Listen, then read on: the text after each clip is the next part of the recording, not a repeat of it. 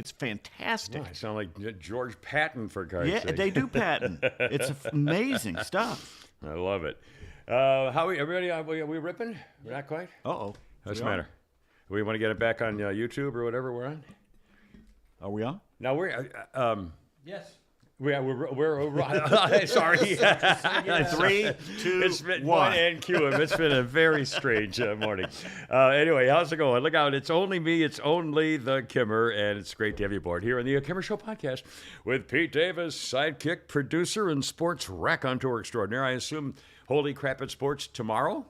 Yes, sir. Although big day in sports today, we're gonna and we'll Did talk one about yesterday and We'll talk tomorrow. about big what they call a blockbuster trade. Not that I follow these people, but and also we'll do Super Bowl bets. Maybe take a couple of wagers. This Sunday's the Super Bowl, and we'll figure. And the mechanical mangler flounder at the controls with Lucas the Podcat, and I'm going to put some video on a little bit of him with my Marine Corps cover. It's as I said, hat, but it's actually a cover, is what we call it in the Marine Corps. Anyway, and the flounder, the mechanical mangler, and so it's have a happy day. Okay, billion things going on here. It's a very, very active day. We'll talk about the reaction to the State of the Union. Well, Cat's getting up on your thing there. Get your squirt gun ready or the bag of jar. We'll talk about the monster from Pennsylvania. We'll talk about the State of the Union. We'll talk about the Twitter people. We'll have some sound from Marjorie Taylor Greene. I'll tell you, she impressed the crap out of me with that string of comments about the Twitter people, and you're going to hear it here in a few minutes. Also, we got some very funny memes we want to fun too. Pete's going to tell us about his search for the house and also the benefits of social. No, you're We're not talking about the house. Not the house at all. Forget it. No jinxing. But we will talk about your Social Security adventures. Yeah, what's fun. coming up there. Also, somebody cited you as a celebrity, or did I get that backwards? Backwards. Could be backwards. Also, let's see. Banning books, TV, the Yellowstone case. Oh my God, that scared the crap out of me. Yeah. Jesus. I'm wearing a heart thing. Yeah, I could have dropped dead right there. Yeah, now, that would be hysterical. The cat races out of the room, and the Kimmer goes to hell We right both there go. today on the podcast. Live on the podcast. His last words. We're what the... Oh, speaking of last words, when do you hear I found something in my little Bad History Day book, which is pretty damn funny about a horrible situation, but we'll get to it shortly. Also... let's see. Something going on with Pink Floyd, Lenny Dykstra. The name, image, likeness business with a Florida high school kid. Pete's going to tell us about that, and I haven't heard it all, and I don't want it till he tells me because it sounds ridiculously ridiculous. Also, we'll talk about the governor's hunter's wife. We'll talk about death diving. Have you ever heard of that? Death diving. Some gun issues, I think are pretty interesting. Another musical festival is now downsizing, blaming it on white people with guns. Yes, ladies and gentlemen. Also, the toddler in the shaft. We maybe have a Dear Abby going for you here. A couple of history things and some stuff and all kinds of good stuff. We got breaking news. Breaking news. Burt Bacharach died. I got that right up on the top. 94 years old. Burt Bacharach, and he won 8 or 10 Grammys. I mean, he's just one of the long time. Dionne Warwick. I mean, if you're over a certain age, Burt Bacharach was Walk On By. Do you know the way to San Jose? This guy's in love, which is great. Not only as in singing it, but as an instrumental, it's great. Yeah.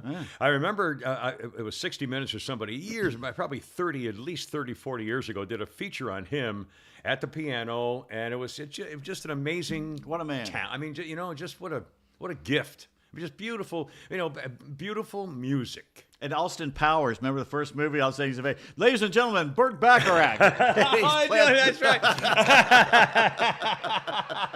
I did not remember that. Very, very funny. Also, let's see. A couple of weird updates on a couple of weird stories in the news and some bizarre memes. First of all, a couple of business items. Let me go first. do I have it? I'm sorry. Here we go. We got some Venmo things. Again, we have if you go to Venmo, Kimmer Show, Venmo. All you have to do is go to the kimmershow.net and everything is there. Venmo's there. Hold your phone photo up thing. Yep, Camera YouTube up there, bing, is bang, there. All our links to Twitter, everything's all at the all our kimmershow.net. Searching for the contacts, anything you need. Anything you need. TheKimmerShow.net. And Lori sent us a very nice gift with a heart, which I think is so cute. I mean, girls sends me, and in fact, I've always felt that way, and I know it's a little stupid and mushy and everything else, but the fact of the matter is, if a girl wrote me a note from the time I was 7, forced Valentine. Did you ever have forced Valentine's Day and Valentine's Day in school, like in second, third, fourth grade? And if you didn't get one, oh boy, that was. But we all had to write one out, and it was just, and of course, this was back in the day when I might have said this when my Mr. Pendergrass, our gym teacher. And for some reason, in the gym, is where we had dance lessons. Did you ever have dance lessons in public school? No. Founder, did you ever have dance? We did tumbling. No. Well, I'm telling you, again, this is back in the mid 50s. This is probably 56, 7, 8, and somewhere in there. And I remember very well. And they would, in the gym class, they had a boys class and a girls class in gym. And then every once in a while, they would have dance lessons, and they would have the girls there and lined up against a wall, and the boys lined up on the other side, and we would have to get a partner and then have 1 2 1 2 back step forward. Remember show everybody. I will Show the people. I will. All right, okay, he's dancing. Okay, are you the dancing bear, or what are you doing here? 1 2 back step forward. 1 2 1 2 back step forward. All right, enough of that. With a girl, with an actual girl, and we were all freaked out. This is 5th grade or something, So anyway, and so we had to, get up, and I remember very specifically one day, and when this Coach Pendergrass came up to me and he said, "I want you to go pick out Susie, whatever it was, who happened to have been a very nice girl." Put out, did she? Who was that? No. I mean, again, this is like I think it was 5th, might have been 6th grade, 5th, 6th grade. And he said, "I want you to go to get her partner, ask her to dance." And we had to go up and, may I have this dance? Bowing, oh yeah, absolutely, very formal. That's actually good because kids are so afraid to do that. Let me tell you. My point is this: talk about the change in what life is right now. This was actually in public school. And the coach said to me, "I want you to go pick her as your dance partner, ask her to dance." And the reason was because she was a very sweet girl, but she was very, very shy, very overweight. She wasn't horrible looking, but she obviously wasn't popular. And once in a while she'd get kind of bullied, but she didn't care because she was so sweet and kind of didn't. I mean, it was really, and I did, and it showed me. And again, it's not because I was special. It's just I was kind of a class clown for a while in there. But anyway. It made me feel like $1 million. It made her feel like $1 million. And the coach taught me a very serious lesson about this. And to this day, I'm thinking, oh my God, you can no more imagine something like that happening in a public school today? No. I mean, of course, we also stood for the Pledge of Allegiance, and we were allowed to. I think we had a prayer. I don't remember. They're too busy worrying about the teachers' pronouns. But it was. I mean, it's just unbelievable. Hanging up their pride flags. Absolutely unbelievable. I have no idea why I started talking about that. I have no freaking idea. Crazy says now you have to install a pole for you to do. But a lot of boys are shy too, and it would teach them how to go up to a girl. I was horribly shy. Yeah. I didn't want to go ask a girl to dance. Yeah, our 7th grade dance. I never asked anyone. Oh man, I remember when my buddies, her name was Pam Wheeler, I think her name was, in 8th grade. It was the 8th grade junior prom, maybe, or 7th grade. I remember, and she was real pretty and real popular. She made it known that she sort of expected me to ask her to the dance. This is the way it used to work back then. And I was so freaking shy. I mean, my friends had to actually push me across the gym floor while there was a break in whatever action to ask her to. And I was bright, beet red, sweating, like flop sweat. Oh God, I hated my childhood. I mean, I had a wonderful childhood, but I was so shy Anyway, whatever. So I started talking to us about Venmo. No, you guys talking about Valentine's. Have you gotten to Valentine's yet? Oh, we do. In fact, that's what it was, Valentine's Day. In fact, we look at this. Our friend Denise, the sweet Denise. And by the way, she texted me. And she said, "Do you need more of that Kirk soap?" And I said, "No, I don't. Stop. Yeah, we have it here. We have it here. You guys, stop getting me stuff." Eric says they had square dancing classes in high school in the mid '80s, and Rocco says they'd probably have twerking classes today. I'll guarantee it. Pole dancing. They do pole dancing in public schools. Remember, we've seen it. We've talked about it. They do drag shows in kids' schools. Yeah. Anyway, here it says Happy Valentine's Day, and this is from our friend Denise and little Snoopy on the thing, and it folds right up there in the thing, which is very. And she sent us a very nice donation also from our Timber Show post office box. I got one on either Facebook or text. Or message, Facebook Messenger. I got one on Groundhog Day already. Oh, excellent. From someone we used to work with, but I will not say her name. Oh, well, all right then. Sounds good. Anyway, I was also talking about Venmo, and I mentioned Lori with a heart sent us a very nice donation, and maybe that's where I got started on Heart Valentine's Day, whatever. And Ben R paid us $5, and he said, "quote This $5 identifies as 1,000." So I went to Wells Fargo and I said, "All right, this is actually $1,000 bill." She wasn't having any of it. I said, "Come on, man, it's right." I showed her the note. the note. If you identify, that's all you have to do, right? I mean, isn't that the lesson of America? Right. Two quick things. Yes. We won't dwell on it. No. I just went to Wells Fargo, walked inside. Yeah. They had two tellers. There's only one person in there. Yeah. No place to stop and fill out the deposit slip. No deposit slips anymore. No desk to do it. I had to go up there and ask for one, and then fill it out right there in front of her and hand it back over. Would they sell the desks for on eBay or something? It's totally bare inside the thing. But okay. So off that, you talk about Ben. I'm in Cheeseburger Bobby's the other day eating my burger, and over the loudspeakers is playing Michael Jackson's "Ben," probably his first solo hit, right? Which was a love song to a rat. A rat. Yeah. I wonder how many young people today know that his first big hit was a love song to a rat. And I don't remember. Was it the final scene where there's like 8 million rats are eating his enemies or something? That was a sequel of Willard. Remember Willard? That may have been it. Oh my God! Ben decided he didn't need Willard anymore. Remember, Ernest Borgnine was in the first one. Oh my God! And Willard had him eaten. A serious actor. Yeah. Oh my God! I'd forgotten all that stuff. That's pretty funny. Anyway, I thought Ben, thank you, and Lori with a heart, and all this other stuff. And that's what I was talking about heart. Now, also, boys, two things. And by the way, we have a lot of newsy stuff, but let's do a little more personal for a while, okay? If you want to be personal here, yeah. I'd just like to point out. Yes, please do. That one of the three of us. Yes. Ate all the Boston cream donuts. Okay. Well, now you have to reset. Okay, last week. Our last show, Monday, was it a Monday show? Friday. Monday show. Thursday. Our Monday show, today's Thursday. On our Monday show, the 9th of February as we speak. On the Monday show, I brought in I went to a spur-of-the-moment purchase at the Publix the other day, and I saw these, a display of donut eclair, what do they call them? Cream-filled Boston cream donuts, round cream-filled Boston cream donuts. And they came in a box of 6, I think, and so I bought it for like $4 or whatever it was. And I said, I'll splurge, and I took them home, and I had one, and I said, well, it's okay, but it's not really what I remembered as a kid. I haven't had it in a long time. So I said, hell, I'll bring it to the boys. So that was on Sunday when I got them. So Monday morning, I come in here, and I put them in my little cooler. I have this cooler where I keep my stuff in. And I forgot to bring them out. And so at the end of the podcast, I lifted up and said, oh, crap, I feel something heavy. And it was the Boston cream donut. So I said, oh, sorry, boys. So I gave them to Flounder. And Pete says, oh, I could have been eating this the whole time during the podcast. I can't believe it. I could have been snacking on all, because I usually bring them candy.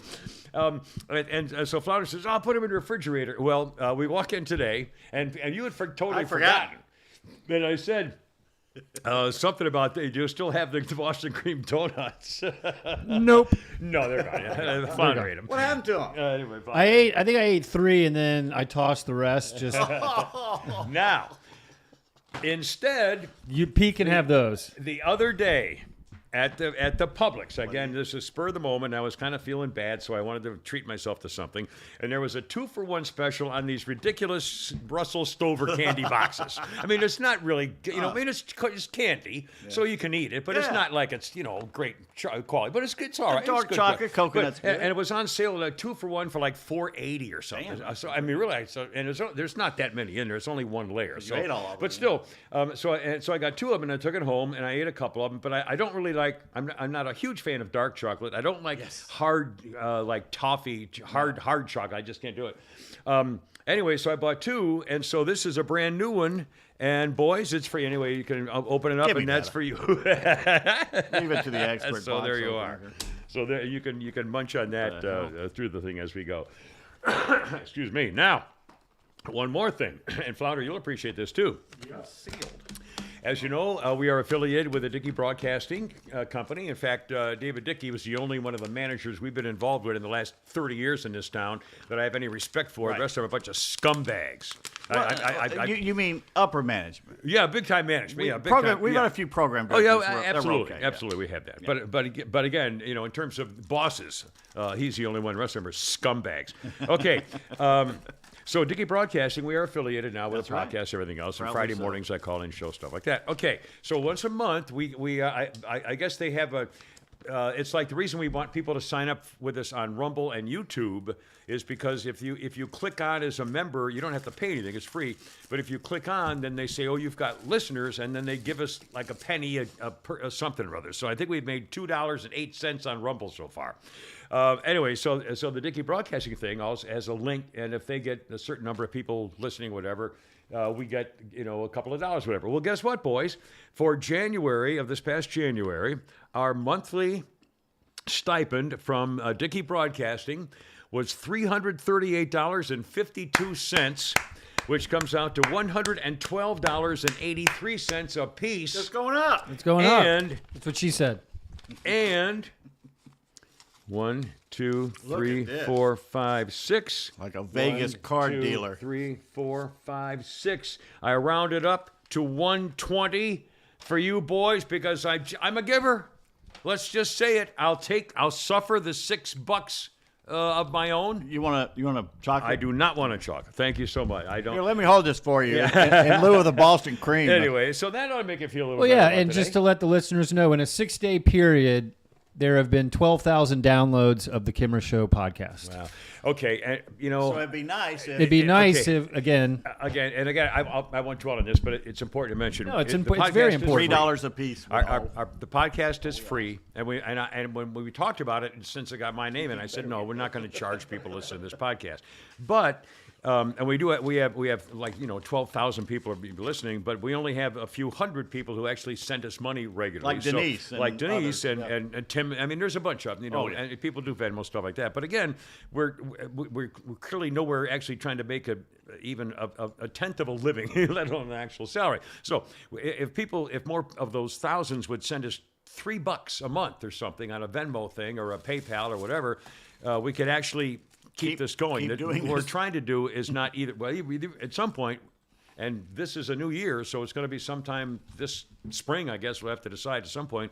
Either we stop doing it, or we charge a mandatory fee to listen to it, which we don't want to do. So again, we're asking if you see your way clear to get signed up or do something to help us. We appreciate. Okay. Anyway, otherwise, because there is a finite end to something or other, because whatever. What is it okay? Raspberry cream. Oh, I like. Now that was there's an my. orange. I think there's an orange cream and a raspberry cream, and they're both really good. Or maybe it's a truffle, but yeah, there's some. And again, it's it's Russell Stover, so it's not like it's from My Belgium, mom but liked it's them, good. yeah. It's fine. Same with what's the other one? Whitman Sampler. Whitman Sampler. Yeah, Yeah, they're good. You can eat those. I don't like the real hard ones a lot, but the rest of the smooth, the creamy ones are great. And for Valentine's, I love the cherry cordials. Now, do you still give girls candy for Valentine's? Is that a total no now? Depends what she looks like. Well, I mean, just as a general, it used to be candy and flowers. There you are. Flounder, you can't go wrong. have you got a Valentine, or will you be no, giving a Valentine? we were talking about it yesterday on the morning show. I'm surprised Kimmer didn't hear me talking about it, but I expressed the single way to go is to not date from I heard holiday that, but season. You got the dates wrong. We've always said you never Never October get to yourself February. a girlfriend.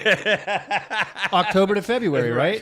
Yeah, but around Halloween, before Halloween, you can't get a girlfriend right before Halloween because she's liable to be a costume nut and a party going crazy. There's nothing wrong with that. Yeah, still. But again, you want to avoid the Thanksgiving and Christmas and New Year's and Valentine's Day and that whole period. So after February 15th. Go get him, cowboy. And I listen to you guys every morning. Let's see, couple of things. And I mentioned, because here's the alternative. I mentioned about if you can help us out with a sponsorship or a monthly thing, whatever. Because there was a series on the History Channel last night. I taped it on how to get away with a perfect crime. And I'm thinking I may have to resort to a life of crime. I don't want to do this. It's possible. Before I actually, fizzle out and not make it, I may have to resort to a life of crime. It's just something thinking about. And then I got to thinking. I was a story this morning. This guy, the Buffalo Bills football player who had the heart attack. God bless him that he's going to live and he's going to be fine and everything else. But there was another story about how he just made another $30 million or something for whatever because he had a heart attack and lived. I had a heart attack, and I also had cancer. Okay, all right. I'm just saying. I'm just saying. I had both. I got $4. I mean, $4. The Kimmer Telethon will go on for 24 hours. And it will be sponsored by one of our fine sponsors here today, it too. Sure will. Kimmer I'm Telethon. telling you right now, Atlanta Custom Closets. Where's my white and night satin? Night and white satin. Is it remember the chicken and Sopranos? Okay, John Lodge. Atlanta Custom Closets. ClosetPro.net, 404-255-0589. Look, Valentine's Day's coming up, and the ladies love closets. Yeah. Make her life happy. When every time she walks in the closet, she's going to think about you and what you did. And think about this. You've been in the closet all your life. There you are. And you're thinking, come out. I've had it. I'm going to come out of the closet. Well, you don't want to come out of an ordinary Release closet. yourself. Come out of a great closet. Atlanta Custom Closets. That's Atlanta Custom Closets, one of our Kimmer Show sponsors. No, seriously, chicks love that stuff. They do. Everybody knows that. Don't feel bad about it. I used to, I tell you, put little notes in her clothing drawers and stuff, just in her little high heels. Just think of it. Anyway, a couple quick newsy things, and then I do want to do a couple more things like this, but a couple quick newsy things I heard on the way coming in. The monster of Pennsylvania is in the hospital. The Pennsylvanians voters elected a monster with brain damage to be their United States senator. And Fetterman, John Fetterlump, and he apparently had another stroke. What? At the State of the Union, he fainted, passed away. Yeah, so he's went to the hospital with apparently another stroke. And his wife immediately said, "Not to worry, I got it covered. I'm in charge here. Everything's fine. Special election. Just let me. I'll be. Well, you don't need one yet. Well, you can. I think the governor appoints." And then calls a special election, but you might want to delay that a little bit. I don't know. Anyway, he's a schwaf, and why not the Reds? Well, we should make fun. The man had a stroke. I'm not making fun of stroke kids, victims. I'm making fun of this. Oh, look at Kitty gets after my Valentine's card. A squirrel. He's a monster. I mean, he's incompetent. He's not capable. And the Pennsylvania voters did it deliberately because they just want another Democratic vote. And because what Georgia did, they win, and they're going to win for more years. Because of two Georgia liberals and the monster from Pennsylvania. Yeah, true. And that makes a difference of everything. None of what's happening in America today would be happening if those three seats were different. None of it. I know. Anyway, okay, so that's one. The monster's in the hospital. His wife, I'm sure, will be taking care of everything. Also, I heard this in passing the other day, and I was going to look it up and I forgot, but I remembered it, and it's driving me freaking nuts. In Baltimore, in the city of Baltimore. 21 high schools of the I don't know how many there are in total, but of the 21 high schools in the Baltimore superintendent area, in the math proficiency test given to every year for high school students, math proficiency in Baltimore, in those 21 high schools, not one kid passed. Not one. in the schools, 21 high schools. Nobody passed. Yeah. Gee, you think Who's running that? there you go. Democrats. Nancy Pelosi's string of Democrats. That was her family that ran Her it. family was the mayor of Baltimore when he welcomed some Confederate general statues in Baltimore. By the way, anyway, But we laugh. The rest of the world's passing us by, and we said, "Oh, our kids are so stupid; they don't know anything." Ha ha ha! And then no one does a thing about it. yeah. It's just How can you, I'm not a parent, so I can't tell people how to raise their kids. But I think pretty much if I'm just going to take the time and money to raise a kid, by God, they're not going to be stupid. again. I come back to the very again. I'm an old fire. I'm a baby boomer, so my way is no longer the highway. But clearly, I can. My parents would never have just not known anything about my school. I mean, Right. I mean that's just hard to. And if you look at childhood crime, at 14, 15-year-old gangbangers, go to their families if they have a family and say, okay, are their mommy and dad together? Probably not. Maybe so, maybe not. Whatever. Do they read to them? Did they read to them as children? Did they give them the joy of books and learning? Do they know where their school is, let alone who their teachers are and everything else? I mean, there's a million questions about having a family. That's do you sit down at the dinner table together and talk about your day? Have you gone to museums or zoos or family things or talked about it? I mean, have you communicated with your kids? Do you know their teacher? Do you see their homework? I mean, God, my parents would no longer just say, how you doing in school? Fine. Well, great to talk to you. Have fun next summer. I mean, it's just unbelievable. Anyway, so there at Baltimore, I mean, 21 high schools and nobody got passed. It's just freaking hard to believe. Let's see. An update on ABC News lately. Of course, all the news people, but ABC News lately, again, it's really been a lot of kind of snarky stuff in the news and social media because of the two stars, Amy Robach or whatever, and the black guy, the blonde and the black guy, that they were having an affair. They did the morning show, ABC, whatever. Anyway, so now it turns out, maybe you may have seen this the other day. There was a big story about a well-known, up-and-coming producer at ABC. His name was Dax Tahara. Dax Tahara. He was 37 years old, and he died suddenly. And the ABC News president, Kim Godwin, she's got a boy's name, previously wrote in a memo that the executive producer had passed away suddenly of a heart attack, leaving behind his wife and 2 young children. Well, all of a sudden, overnight, the Daily Mail has reported that Tahara actually choked on food because he was too drunk to be able to know how to swallow. Asphyxia due to obstruction of airway by food bolus complicating acute alcohol intoxication. His widow, Veronica, has now been arrested. Yep. Here's why she's been arrested. For charges of child endangerment. The 2 people, the 37-year-old now dead producer and his wife, left their 2 little children unattended in a hotel room before he died. They were dining out at a ritzy New York City steakhouse with friends and left behind their 2-year-old and 5-month-old baby at the nearby Yale Club for 2 hours unattended. Yep. The Yale Club staff called the cops when they learned the kids were there by themselves.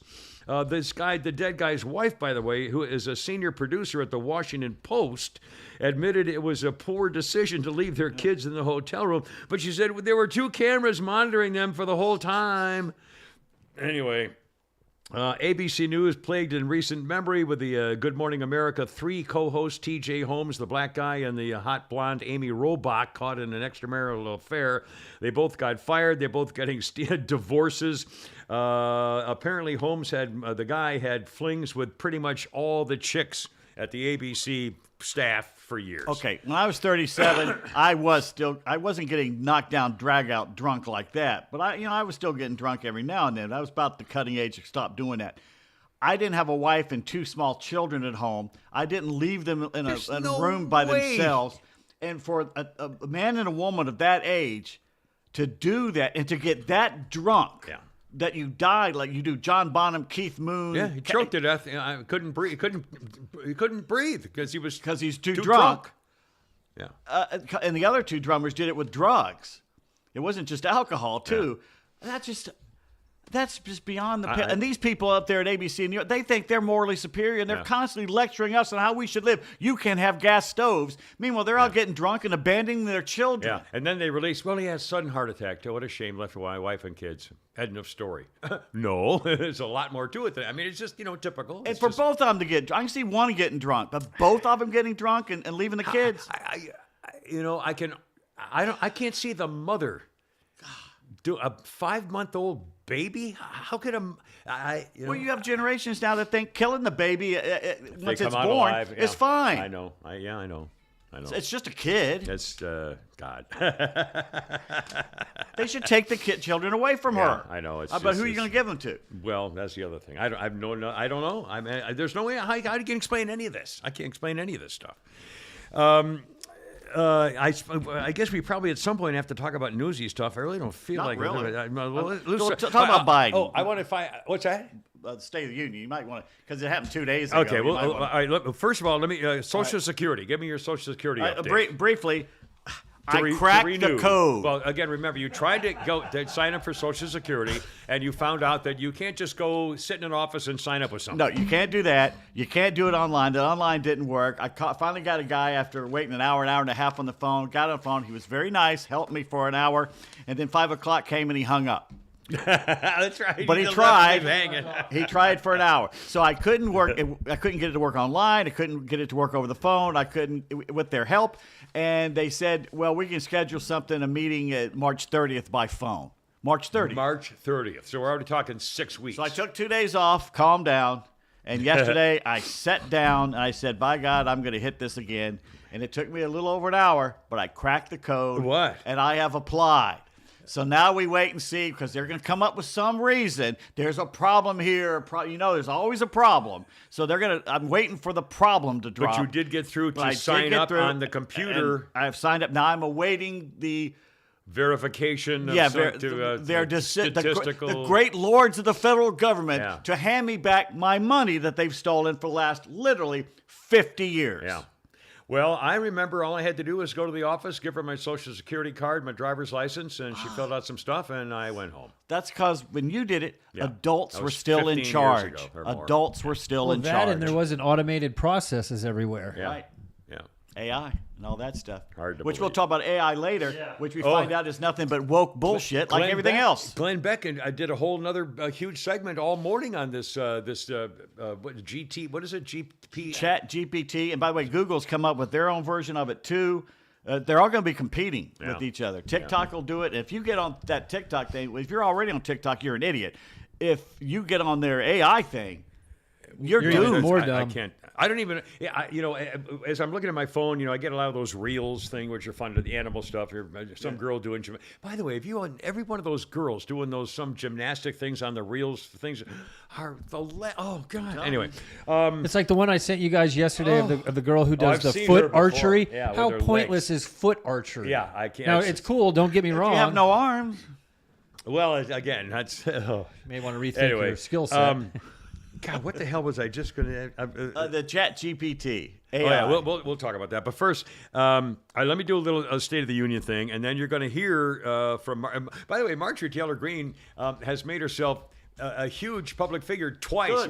One, the State of the Union, when she's called him a liar, she stood up in her white outfit where you could actually see her in her blonde hair, and she said, liar! And she's screaming and yelling, which is freaking hysterical. Again, I think that every Republican, every time he made a comment that the Democrats applauded, the Republicans should have laughed out loud. I mean, should have literally gone, and everybody's saying this, we shouldn't do that. And that's, it goes against decorum. Kiss my ass. What they've done for 4 years? Go watch 6 years? The House of Parliament when the Prime Minister speaking. Yeah, well, they in fact, Jesse Waters, I think, did a comparison the other night of you dirty, rotten liar. Whoa. Sit down, you fat bastard. Shut up, you son of a bitch. I think Pete mentioned it the other week, but I mean, Nancy Pelosi ripped up a federalized document, right in front. Yeah. Hard to believe. Anyway, and Marjorie Taylor Greene is among those who are just shouting and screaming, which is actually good. did you see, and this was, I haven't seen coverage other than on Fox, did you notice that if you got a close-up of the outfit, of the clothes that the Democrats were wearing at the State of the Union, how many of them were wearing a button, a plaque that said, I love abortion. Well, I know. I love abortion. Okay, now I can see if you believe you ought to be able to get one. All right. Well, I mean, who am I? It's your, whatever. I mean, it's hard for me to say, okay. However, do you really love abortion? Who loves abortion? They do. Like, oh my God, I love getting rid of that. I mean, is that really a thing? Who came up with that idea and who decided to wear it in public? What's the matter with you people? They're anti-human. Saying I support a right to whatever. Okay, I mean that's a political thing and a medical thing with you and your dad, whatever. But I love abortion. 10 years ago, someone said kidding? That they would do that at the State Union. You would have laughed in their face. Oh my God. At the State of the Union, representing America, the state of America today, I love abortion. No American flag. Oh my God. I love abortion. That's evil. That is just pure. They can't. They might as well have the devil horns on. A goat's head. I mean, it's goat's head soup. Unbelievable. And some of the hysterical top moments, just quickly, when Marjorie Taylor Greene yelled out "liar" when he was talking, when President Stupid was saying some Republicans want Medicare and Social Security to be sunset. Okay, by the way, if you don't know what that means, when you want a plan to be sunset, they're using it as a verb. One of the economic theories is every 5 years, every program should be started over and taken a look at and say, okay, you do a program for 5 years, it's over. Let's look at it again, see what we need to do. There's a date. The sun goes down on the programs before too long. Instead of just going on forever and ever and ever with nobody ever changing anything. Joe Showers with daughter, when he was a senator, demanded sunset economic policy. Anyway, so he was talking about how the Republicans want to end or change or stop and then restart again Social Security and Medicare, and they were shouting "liar, liar, liar." That was Marjorie Taylor Greene in particular. And then did you hear him? He had to backtrack his way. When he goes off script, it's really hysterical. When he had to. Okay, the second thing. Observers are saying it was funny when Kevin McCarthy had to shush his own hecklers when he was talking about fentanyl. I love it.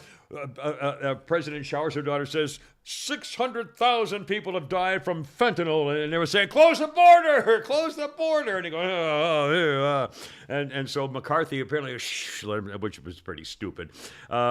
He's called for another ban on assault weapons, but the biggest thing to me was when Dr. Jill, who got her PhD in cuckoldry and community colleges, stuck her tongue down the throat of the husband of First Lady Shiftless, Carmela the side piece. They walked up directly and wham, right there, mouth to mouth, baby. Well, Twitter went kind of nuts. They were as they were making out. She kissed him right there on the mouth.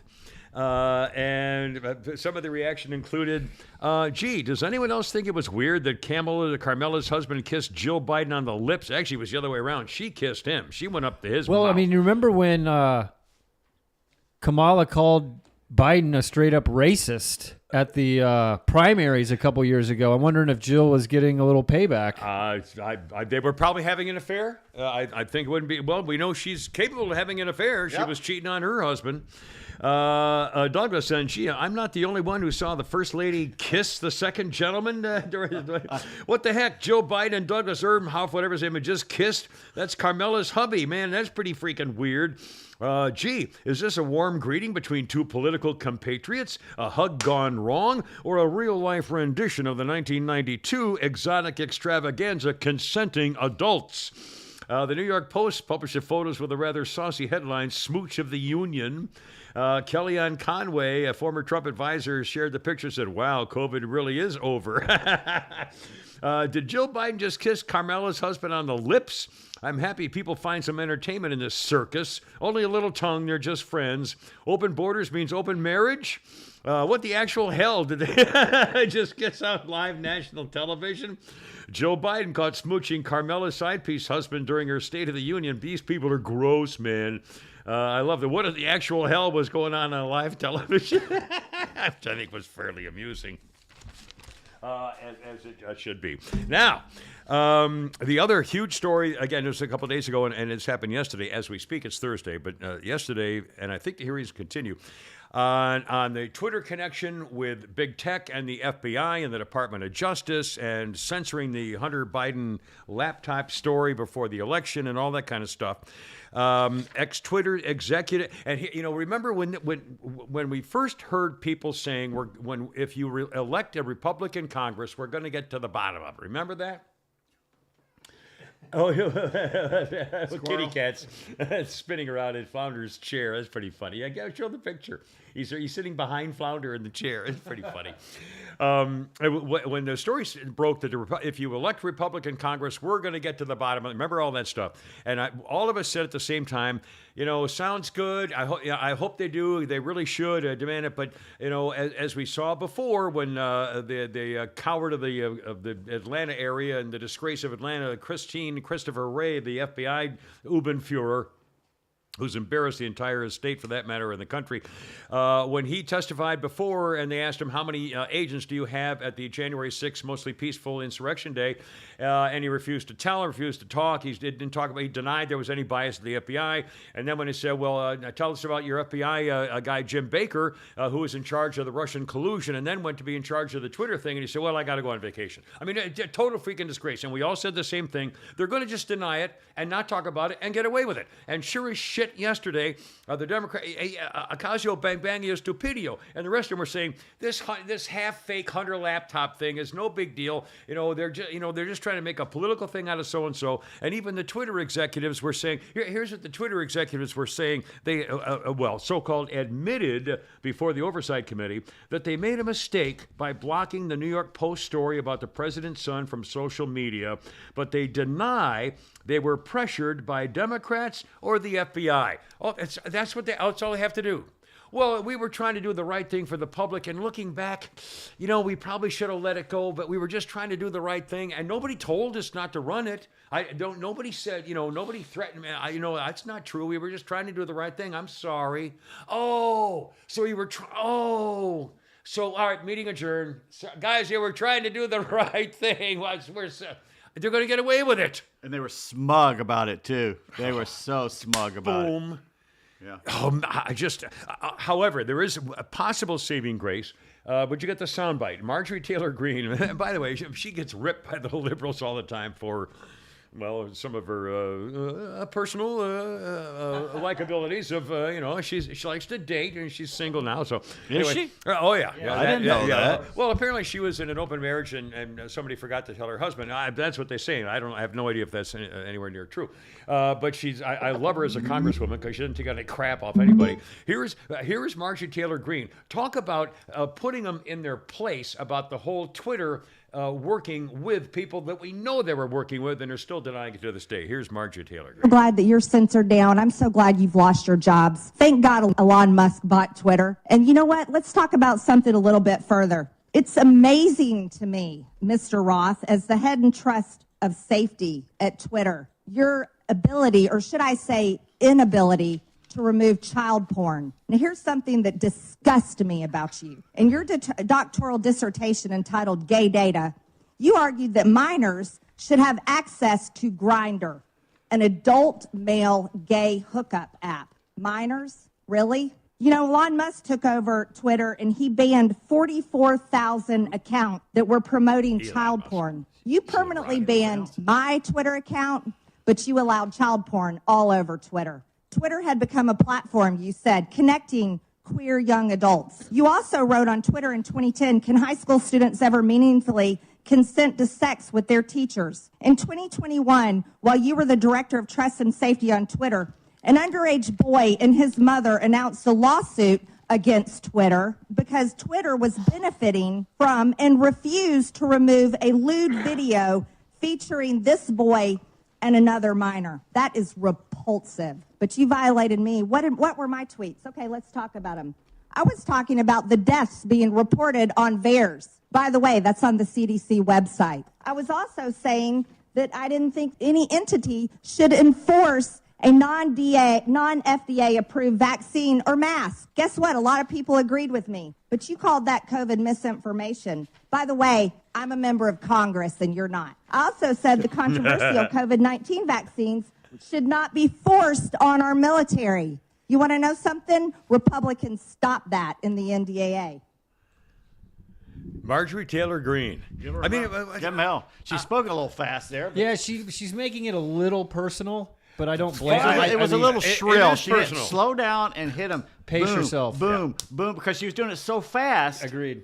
It's Your more emotions get powerful if involved, you but- did. And another thing, you did this. And That's her personality. that's the way It's she not- does. That's yeah. her style. And But it again, works. the things she said are outrageous. The facts, the things that we caught them at, and again, they're just saying, "Well, no, nobody pressured us."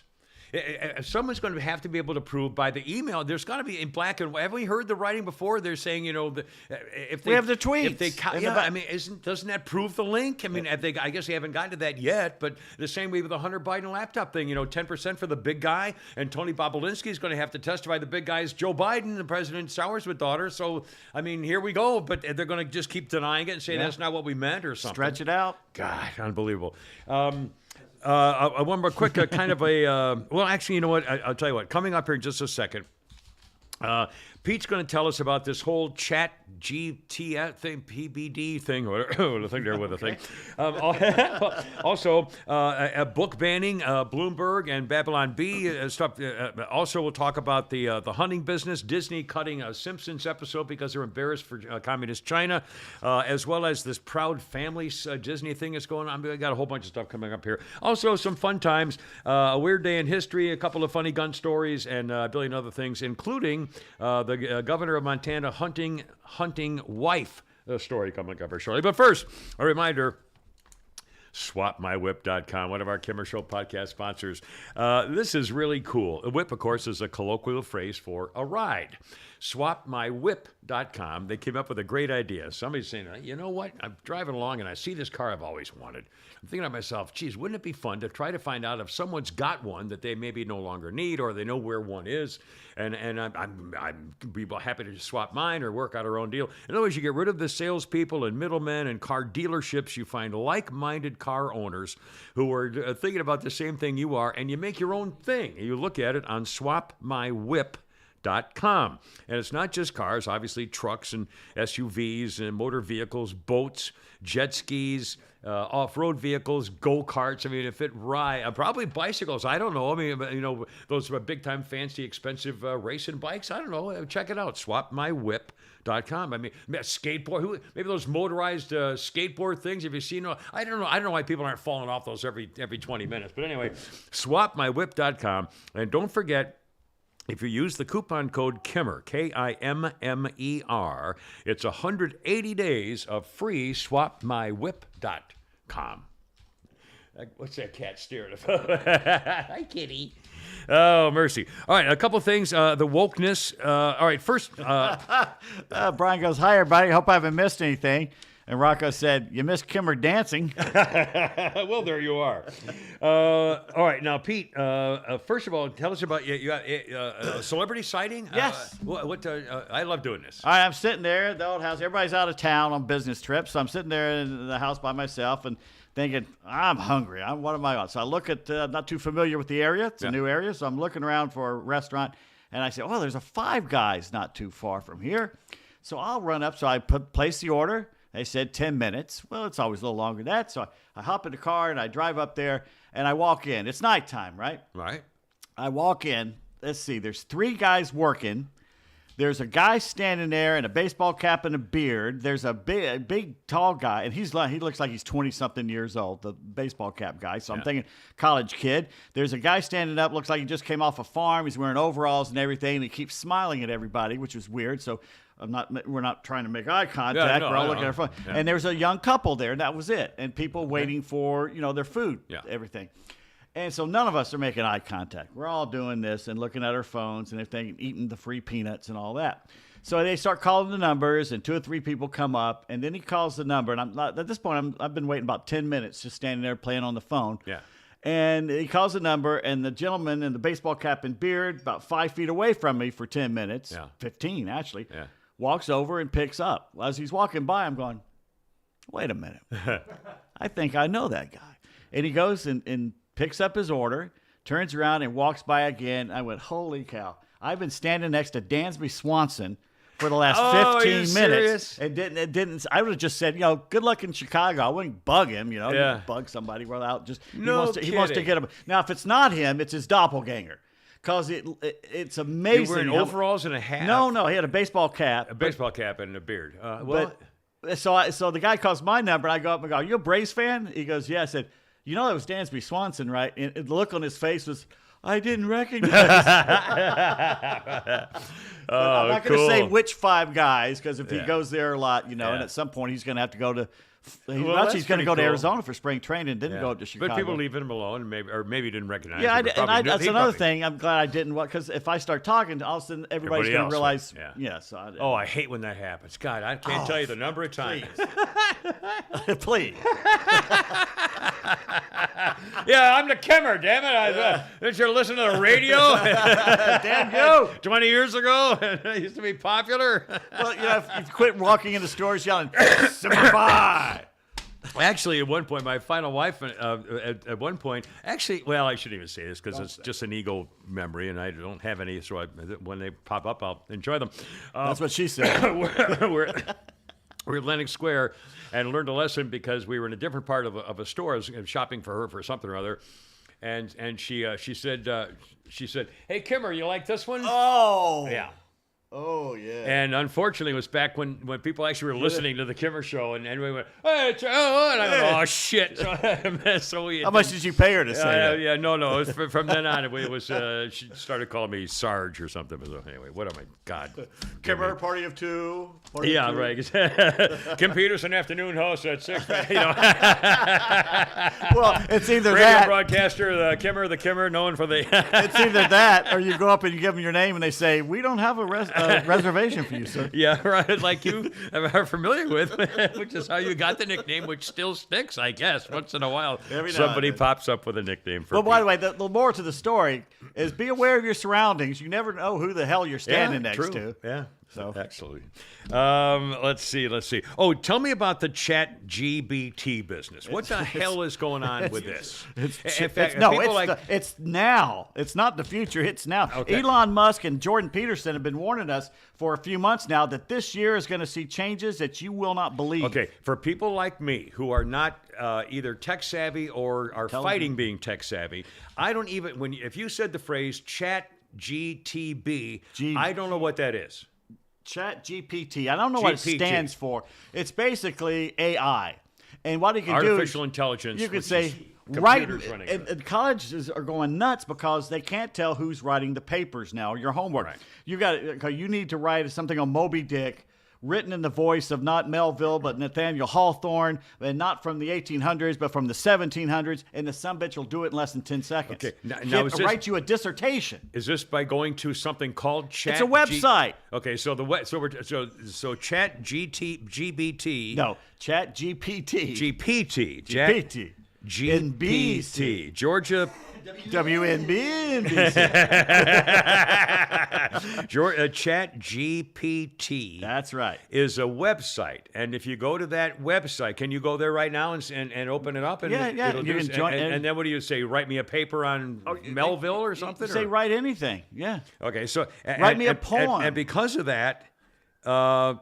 So you're not going to be able to know who's ever qualifies for what. How can you get into college if every college test is going to be done by somebody on a computer that you just have someone else do? Jordan Peterson, that is his name, right? The Canadian guy. He says it's going to put some colleges out of business. It probably should put some colleges out of business. And it's it's going to make us dumber because, once again, you don't have to learn these things. The damn computer will do it for you. I remember I said this probably 15 years ago, and it's my biggest complaint with what's happening with the iPhone.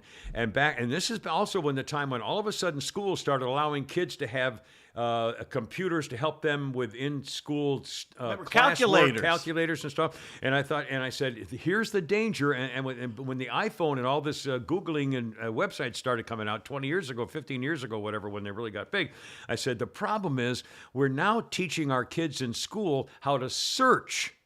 We're not teaching them how to learn or how to think or how to get from one point to another. We're teaching them how to look shit up. And what to think. Well, that's the worst part. When you look it up, you're getting one thing. You're not getting everything. You're getting one that they want you to get. But again, your 9-year-old knows more than I do about how to find something, but that doesn't mean what he finds is actually legit or real or makes any sense. But still, I mean, we're teaching children how to look up things, how to find something. The thing is that when you do a search, like you said, like I just typed in Google Chat GPT, and the first thing that comes up is people also ask. So you find different things. You find an easy answer to explain to somebody else. Again, how are you supposed to operate in? I mean, what if your boss? Oh, maybe this is all right. Now wait a second. Let's say I'm a boss of a company, and I give an assignment. Boss of a company. Okay, you're a boss. Son of a. Okay, and so I assigned my employee to say. I said I need to find out a better way to. Come up with alternatives for business meetings with the entire staff people. Write me a report on how I can best use all of our the different categories of our business plan or something. And he said, okay, and he goes, blip, blip, blip. Yeah. Chat GTP, goes to his desk, comes back in 10 minutes, and hands it to you. Here you go, boss. Yeah. Now, if I'm the boss, I don't care where he got it. So why do I even need him? Why don't I just do it all myself? Exactly. Here, I'm going to ask you a question. I mean, holy crap. This is what Elon Musk is telling us what's happening. Because I'm a better searcher than he's a... whoever's a better searcher can figure out how to more quickly get the product done. He didn't do it. He just found a way to do it. Oh my God. Elon says we got 3 ways we deal as humans. The one's limbic. I can't remember if the limbic is your feelings or it's the cognitive part of the brain.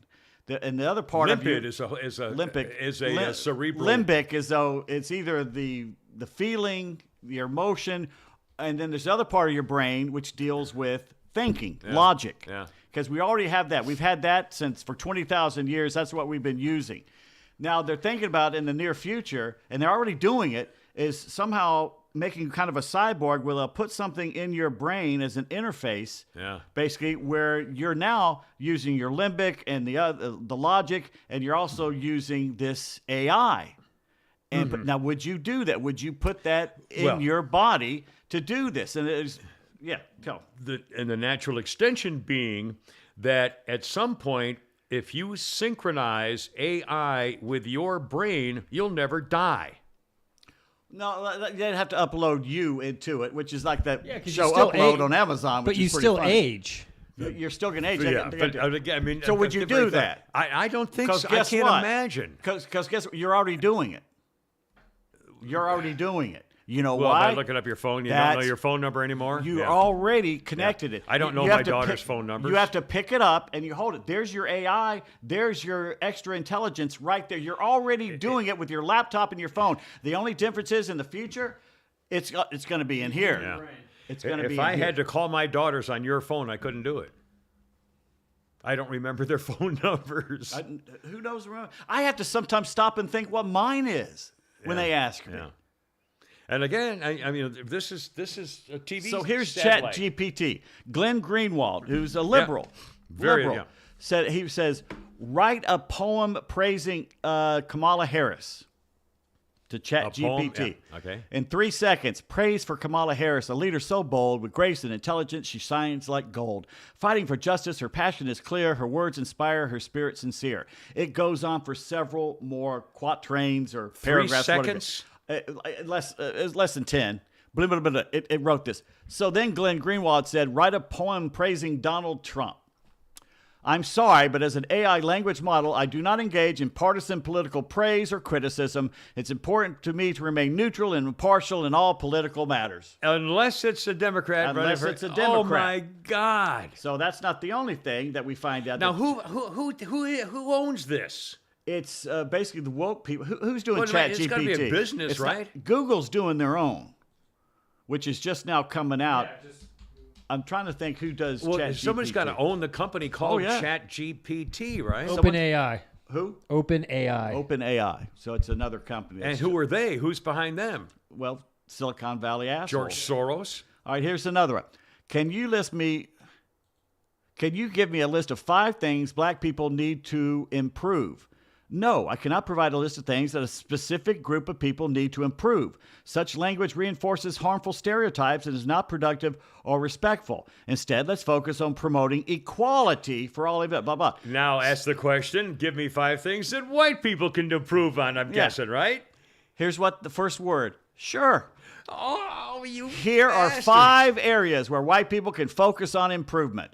Understanding and acknowledging privilege and using it to advocate for marginalized communities, blah, blah, blah, blah, blah, blah, bullshit, bullshit, bullshit, bullshit, bullshit, bullshit, bullshit. Okay. And they lie to you openly. Oh, my God. If I were a school teacher, and I used to be a school teacher when I was in graduate, I was a teacher in graduate school. If I were a school teacher today, I would take exactly those 2 examples you just read about the praising Carmela and not praising Donald Trump. Black people you can't talk about, white people need to change. I would take those 2 examples and I would switch them. So I'd pretend that what I was saying was good about Donald Trump and bad about Carmela, and what was good about black people, or what needed to be changed about black people and what needed not be changed about white people, and read it to the class and ask them if they thought that was fair. Yeah. They would all have projectile vomiting. And the entire, having some myself, the entire school have that in an auditorium. Or what do they call it when you all get together? What do you used to call that? Pep rally? No. When you everybody comes into the auditorium, it's a class meeting, a school meeting. When the whole school gets together and do that, and then say, "Oh, my mistake. It was actually the other way around." Do you still feel the same way that it's unfair because it's racist? Because it's political? Do you believe it's unfair no matter who is the victim? That's the point. Anyway, and no one will ever do it. And by the way, to me, right now, I had no idea of what this Chat GP was going to be. And when you just gave those 2 examples, the political and the racial example, that to me is one of the most important things that's happened, the latest, most dangerous step in this whole social media cultural spiral down into socialism and debauchery that we're going through right now in America. That's the most important thing that's happened that's new that people don't understand right now. Oh, my God. And it's already leaning to one. If you're a parent, I mean, did you know this? Did you know that your kid can go do a high school paper in 4 seconds? Yeah. And it better be a paper that the liberals agree with? If you're a teacher. I mean, so people can do this right now? They're doing it right now? They've been doing it for a while now, yeah. And the colleges are just This going is back. astounding. That's right. And it's already leaning one way politically. And if you don't think they're Now, already doing it with this, then you we think need those to- little machines that are running around that can chase you down won't be trained to go after just one set of the people?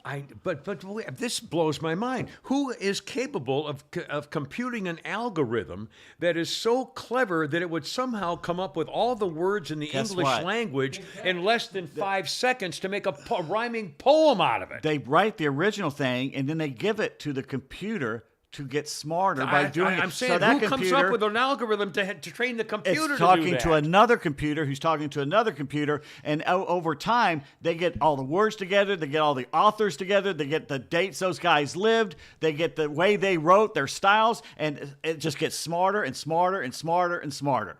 There's going to be no need for people. No, that's what Elon and them are saying. That what jobs? Because Elon says they're already smarter than we are, and they're going to be even smarter than anything, and they're going to do anything better. They'll be able to do any job better. It's Terminator 4. So what are you It's going to do with all Terminator these 4. people?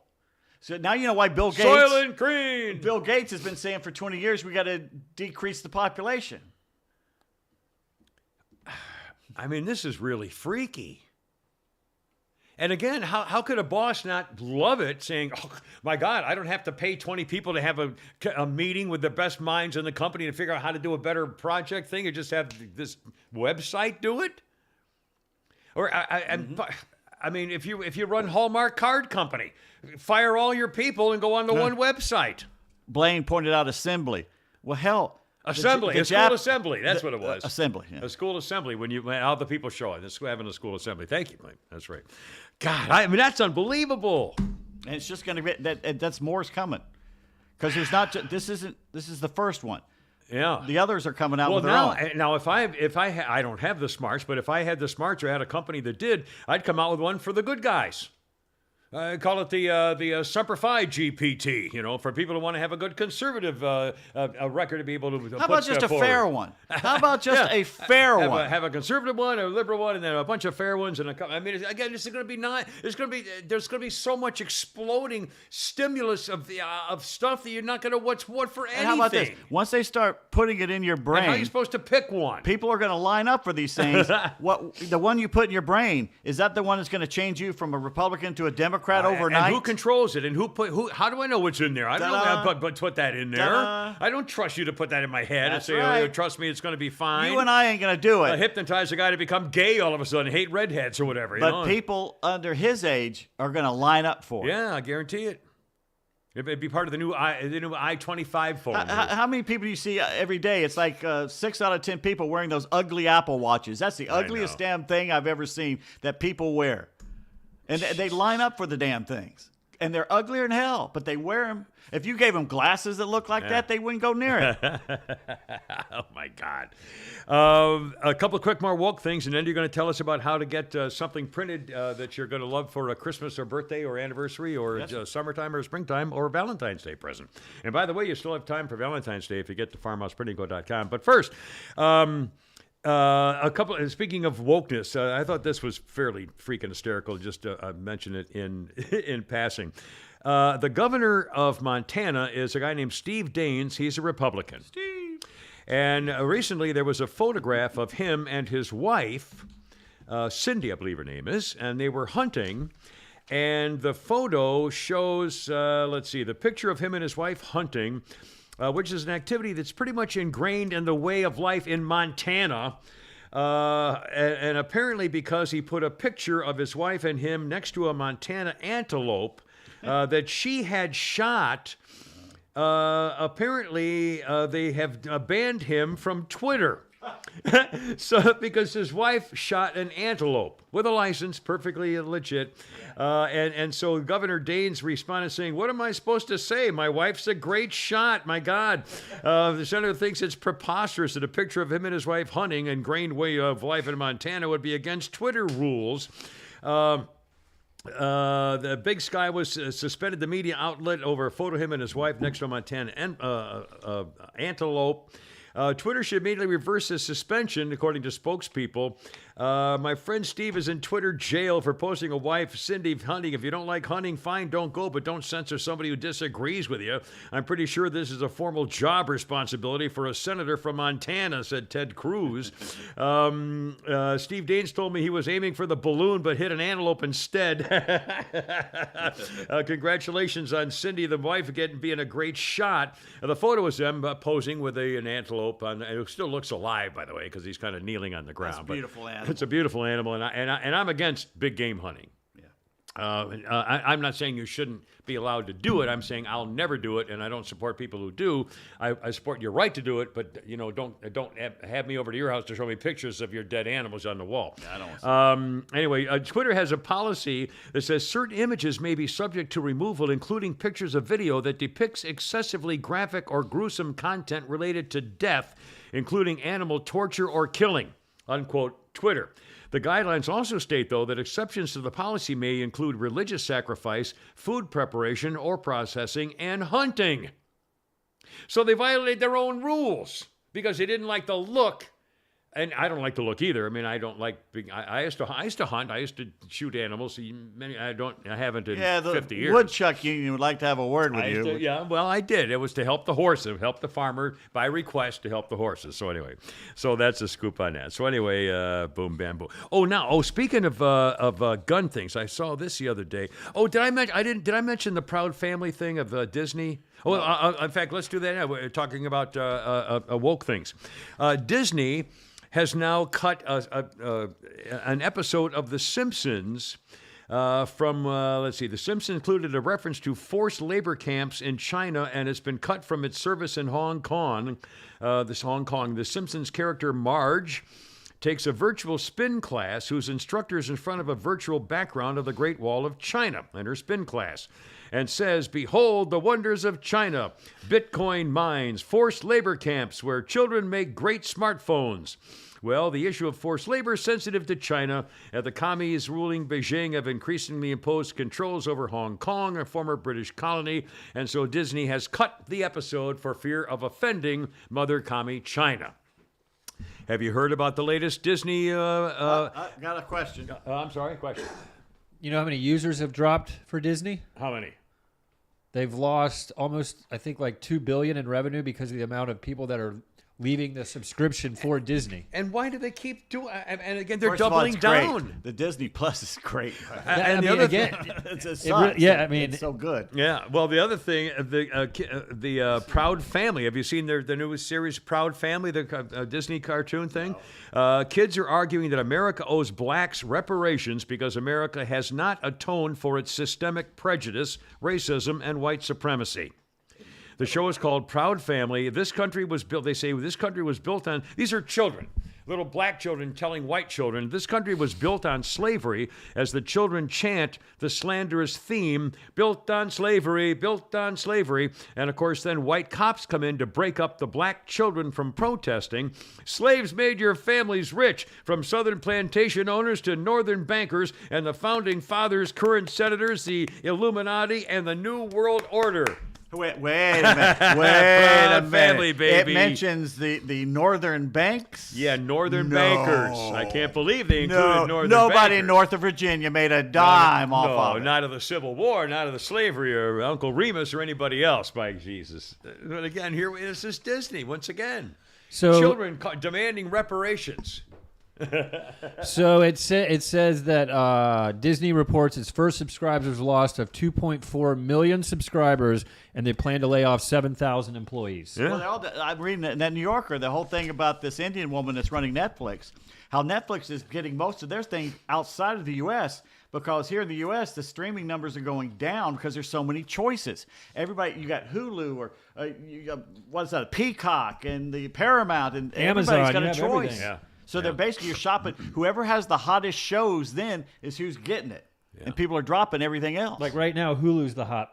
Well, kind of the hot Netflix one. is big because it's got Wednesday, and it just started something else that's going to be big too. I forget what it is. But yeah, I looked on Amazon. Amazon doesn't really have anything going really right now. Because I don't think with Netflix you can't watch TV shows. Hulu you can watch TV shows.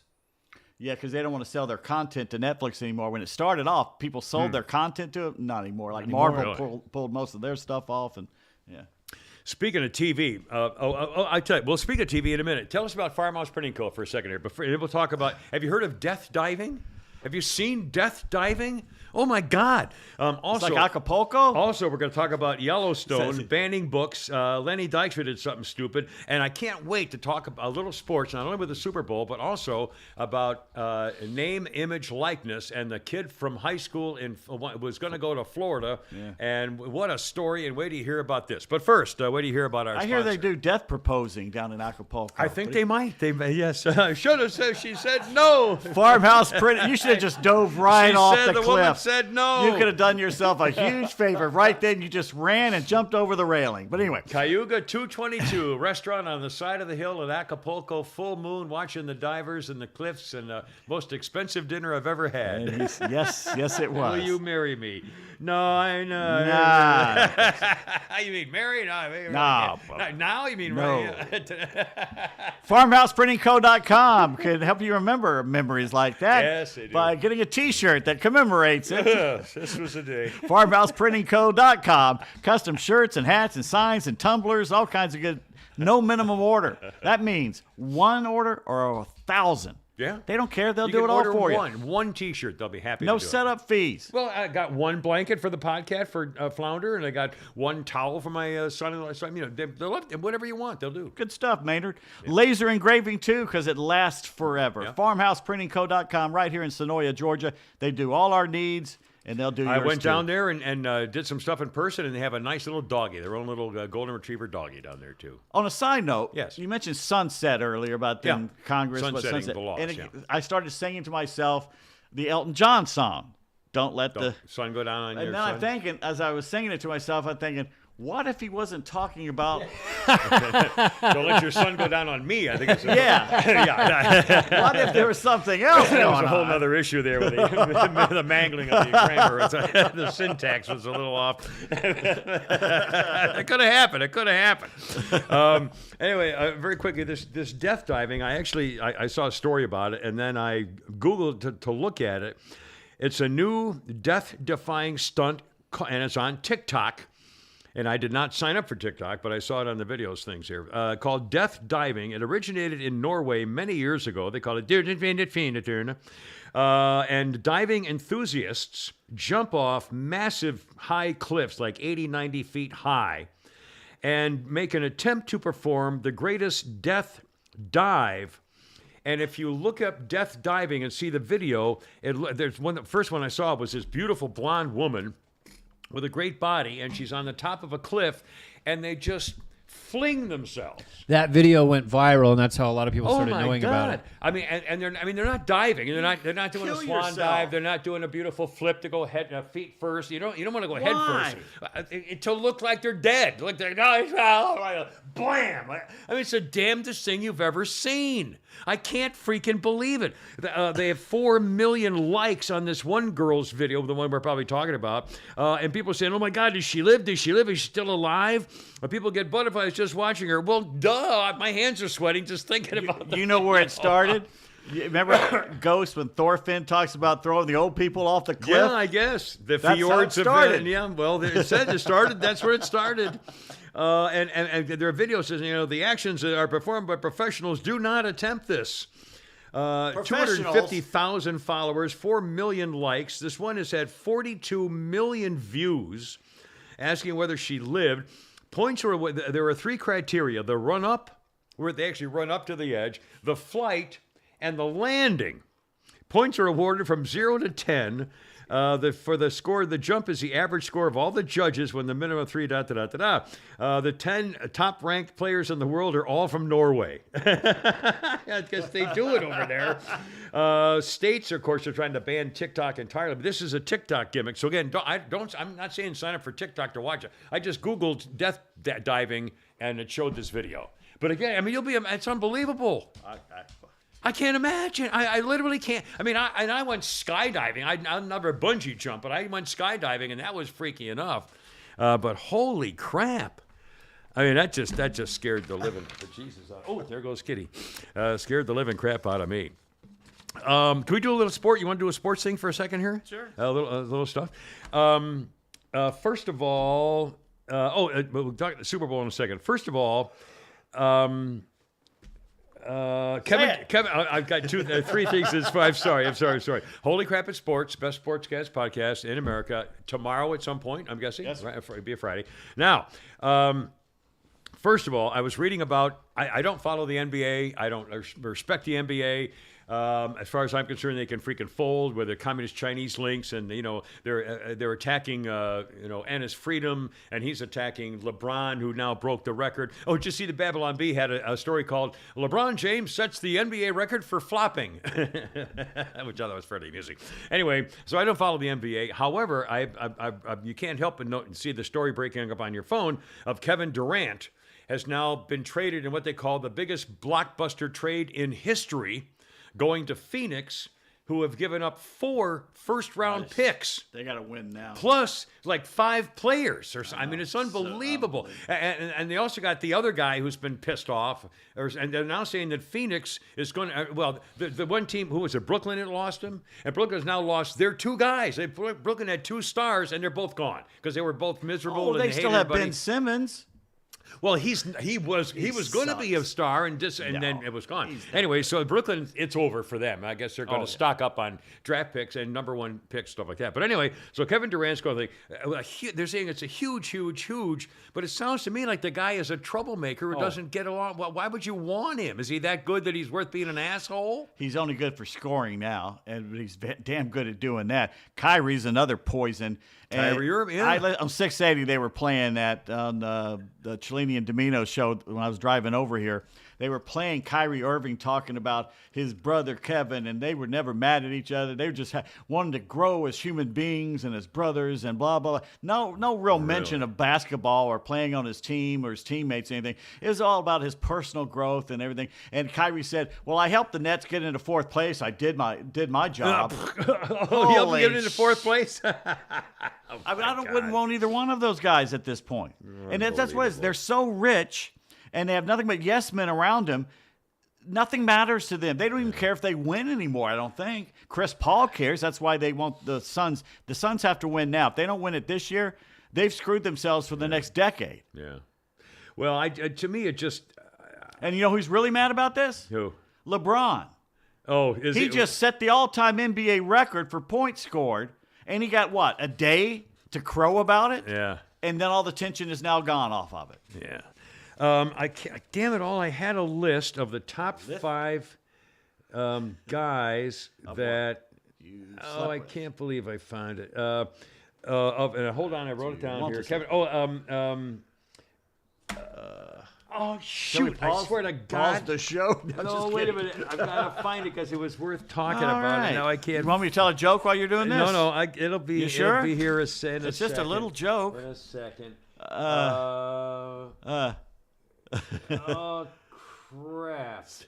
Then he thanks the thing. It was who's the number 56? Lawrence Taylor. Yes. Was asked his top. Did I do this or his top 5 picks of the greatest defenders of all time? Yes, we did that the last show. So you just wasted 5 minutes. Oh, okay. No, I wrote down the wrong thing. That's right. Oh, now Kevin Durant thing. Okay, now. Yes, sir. Super Bowl is coming up on Sunday. Yes.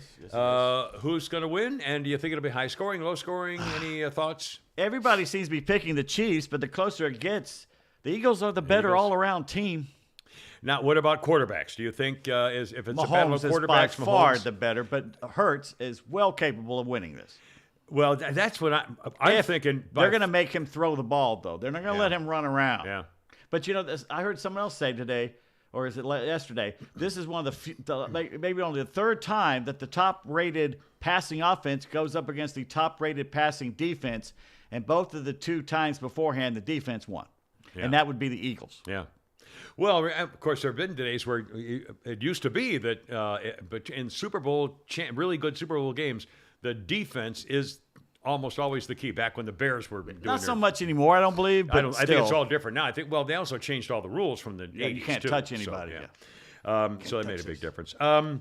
Let's see. So who do you think is going to win? Philadelphia? I guess the Eagles. As much as I will be pulling for KC. Though. Do you think it'll be 35-38 or 6-7? I think more 28. 17, 3-4 something like that. 3-4 touchdowns. Yeah, it'll be moderate scoring. Do you anticipate anybody running back a punt for a kick or a touchdown or a kickoff return? Of course, nobody runs back kickoffs anymore anyway, just punts. Probably not. Maybe one. Yeah. Do you anticipate any superstars of performing particularly well in the field? The Kelsey brothers will probably stand out. Are they good? Is it offense against defense too, isn't it? Yeah. But they don't line up against each other, I don't think. I don't. Is it one's an offensive guard? Is the Philadelphia guy's the offensive guard? Or no, is it Kansas City guard? No. See, one's a tight end for Kansas City. The other is a lineman for the Eagles. Now, is the offensive defense? I can't remember. Jason Kelsey. Offensive lineman, I think. Well, then no, they won't face each other. They're both on offense. Yeah. Anyway, their mom, they showed her on TV. Yeah. I mean, that's got to be cool. How cool is that? First time ever. Yeah, first time ever. How cool is that? That is pretty damn cool. Of course, they're not allowed to speak about it because they're, white supremacists. So the woman raised 2 white guys. So how can you can't have 2 white guys going to each other be famous? Jesus. Why did you have to even bring it up? I'm just trying to be equitable. Bastard. Let's see. Let's talk some more Pete stuff. Okay. Babylon Bee. Did we mention that yet about By the way, Bloomberg? Rocco asked, "Did you miss rehearsal again?" Well, we have stuff flowing all over the place. We can't be organized. Did you mention the Bloomberg? We mentioned liberal stuff. The Bloomberg and the Babylon Bee. You wanted to have something about that. I'm glad you mentioned that. I kind of skipped over that, and I didn't mean to. No, you didn't have to skip over that. We'll get right to it right now as soon as I find it here. As soon And as there I was do also what you something just about did. the military you wanted to mention, which I Oh, we'll do the love military joke. Dan put this out there. It's a meme, and it shows 3 little boys, and they've been fishing. They all caught a fish. Yeah. And I know, yeah. one of them says he's holding up the fish for everybody to see, and he's the Navy. that. Okay. And it says, eliminate satellites with the smallest of our ships. Oh. Second guy, little guy, is a Marine. Yeah. He's holding up his fish, a little smaller than the Navy one. Yeah. Says, Marine, we scared the bejesus out of everybody with a 2-syllable grunt. Hoorah. Third little kid is a lot smaller than the other 2, and he's got his fish stuffed in his mouth.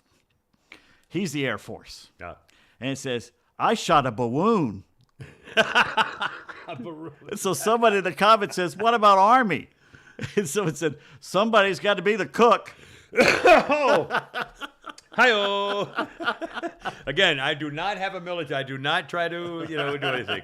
Although we were told when we got out of Parris Island, if we went home and when we came back to in combat training, we better show up with a sailor's cap, a Still cover. a sailor's cover. All right, Babylon Bee has been pointing out that stuff that they were using as, satire a few years ago has all started to come true. Yeah.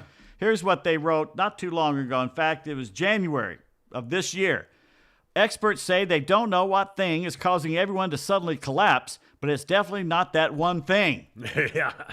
Bloomberg yesterday put this out, their headline, something has been killing American young people in sharply rising numbers, but it's not vaccines. Oh my God! It's to the point. It's to the point they have to say it's not the vaccine in the sentence. Holy moly!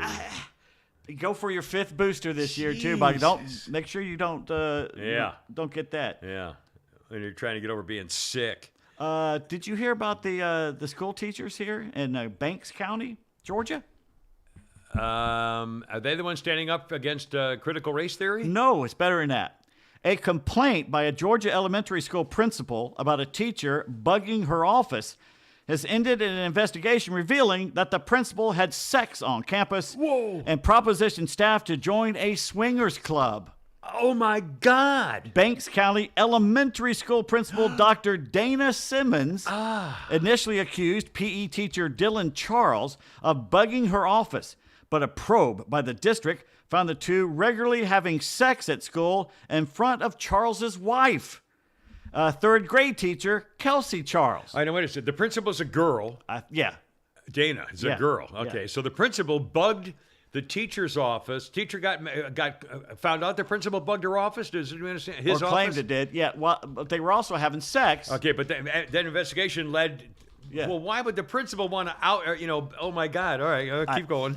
Investigator Simmons showed investigators pictures of Dylan Charles shirtless in a cape. Nice. Oh my Was he God. Superman?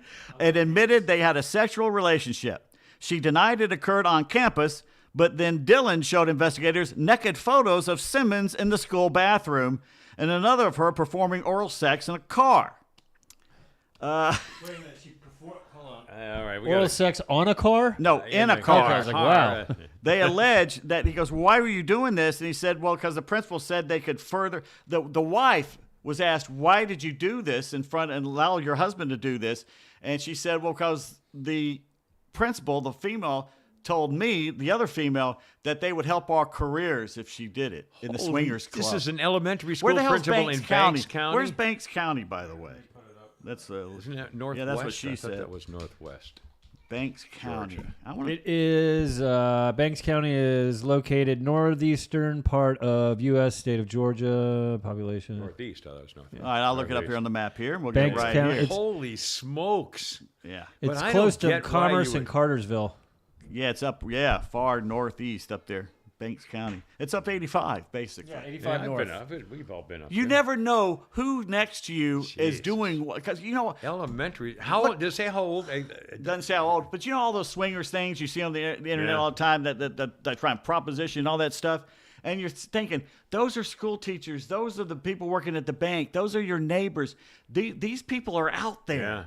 Isn't that weird that you could be standing next to somebody in the grocery store and they just got tied up like and whipped? Wow. I mean, it's just amazing That's the people's so peccadillos. kinky. And the wife went along with it. Could it help her career? Would let her husband have sex with the principal? We got to find out the pictures of these people and how old they are. I still By want the way, to see. the cat was trying to get in that door. Does he have a thing in there or anything? Okay. He likes that that's door. unbelievable. Yeah. Holy crap. That's my favorite story of the day, I believe. Ay, ay, ay. Speaking of favorite stories, are you tired of arriving to surprises at your weekend cabin? I'm sick of it, frankly. Have a mountain home you're having trouble maintaining? Call North Georgia Intendancy. We can manage your North Central Georgia vacation, weekend, or rental house so you can relax at yours. Visit us at ngaintendancy.com or call 770-595-6664. That's 770-595-6664 for ngaintendancy.com. And coming up, we're going to have. I want you to talk about the sports business with this kid from a high school kid in the Florida NIL scandal. Yes, First, a quick TV thing. What's going on with Yellowstone? Deadline is reporting that Yellowstone may replace Kevin Costner with. Who would you replace Kevin? Harrison Ford. Do you know or you guess? I think I know. Harrison All right, Ford? let's see if you guess. Harrison Ford. Harrison Ford was already in the prequel. Remember 1923, so I he never can't saw really it. do that. I never saw it. Who do you think could pull it off?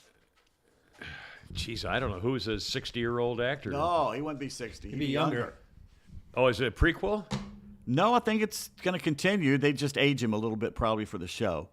Wait a minute. Who are we trying to replace? Kevin Costner's Yeah. the old man. He's Yeah, well. so you're telling me they want to get a younger Kevin Costner? Yeah. Chris Pratt or one of those guys? I don't know. Chris Pratt, no, he's not going to do it. No, he's not Matthew old enough. McConaughey. Matthew McConaughey. Oh, I think I read that. Yeah, sure, that's right. He could probably do it. Right. Well, he's got that twang, a Texas twang. Yeah. Yeah, all right. probably do it. Well, why? Because Costner wants to do the new series he's got going. Well, he or wants to something. cut back. I mean, He's you know, he's overbooked right now. he's doing Yeah, everything. I don't blame him. Although it's kind of all of a sudden it's the big hit. Is it still the big hit series, right? Yeah, Isn't but I it? think Yeah, because now he's doing like documentaries in Yellowstone. which Yeah. looks great, by the way. And now speaking of TV, there's a new and Ghosts is on, it's Thursday night as we do the podcast. Ghosts is on tonight, which is the only show that I think I even bother DVRing on basic cable. But there's a new show was on last night. I DVR'd it to see what it was about, and it's called, if I could only find it, it's called Not Dead Yet.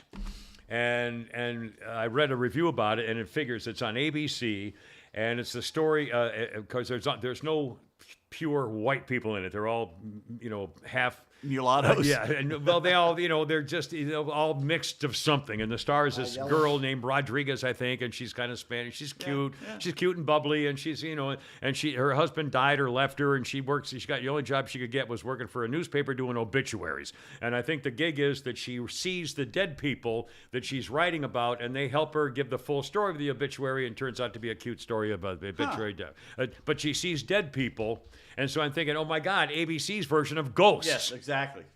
Because Ghost was popular. Yep. Here we go. And the critics said, the problem is it seemed like a obvious opportunity to do the latest thing. But she said, the critics said, it takes like 4 shows. It's really not very good to get into it. And it's true. It was just, another typical thing where they used, clay characters to fill demographic slots and so forth. But the one part that I thought was amazing, and I realized it's the way I can turn this entire episode about their new TV series into a story about me.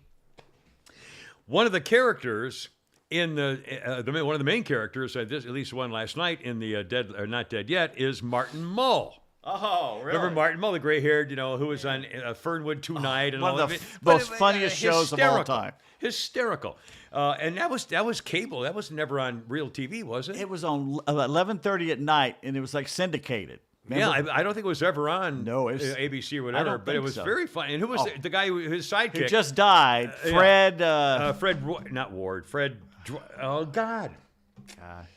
He's the one who did the Best in Show commentary about. That's the same. Anyway, great show. And Martin Mull was on last night on the show, and it reminded me that back when I was single in Chicago, 40 whatever it was years ago. A long ago girlfriend came to visit me out of the blue. I think she was in for a convention or something, and she was in town. Got a hold of me, and called me up. And I was working. I told her I'd meet her. I gave her address where to meet me after work. And in the meantime, she was at the hotel bar, and a guy comes up to her. She was hot, and a guy comes up to her and tries to pick her up, and she's talking to him and introducing herself, and he says, she says, "Who are you?" And he says, "I'm Martin Mull," and she says, "Yeah, right, I'm Elizabeth Taylor," and it was Martin Mull, but she didn't recognize him because people in person live don't look the same as you see him on TV, and Martin Mull was trying to pick up my ex-girlfriend. At the bar waiting for me to get off of work. And then that's not the amusing part, was when she showed up at my place and for whatever purpose she wanted to achieve. After the successful achievement, she left just in time for my actual girlfriend to show up at the door. Do a thing with the thing. Anyway, Martin Mull reminded me of back in the day. That was a long way to go for that story that wasn't lousy memory. Wasn't satisfactory for the rest of us. Stinking memory. Glad you got something out of it. Happiness for fleeting moment of joy. They are. And great timing.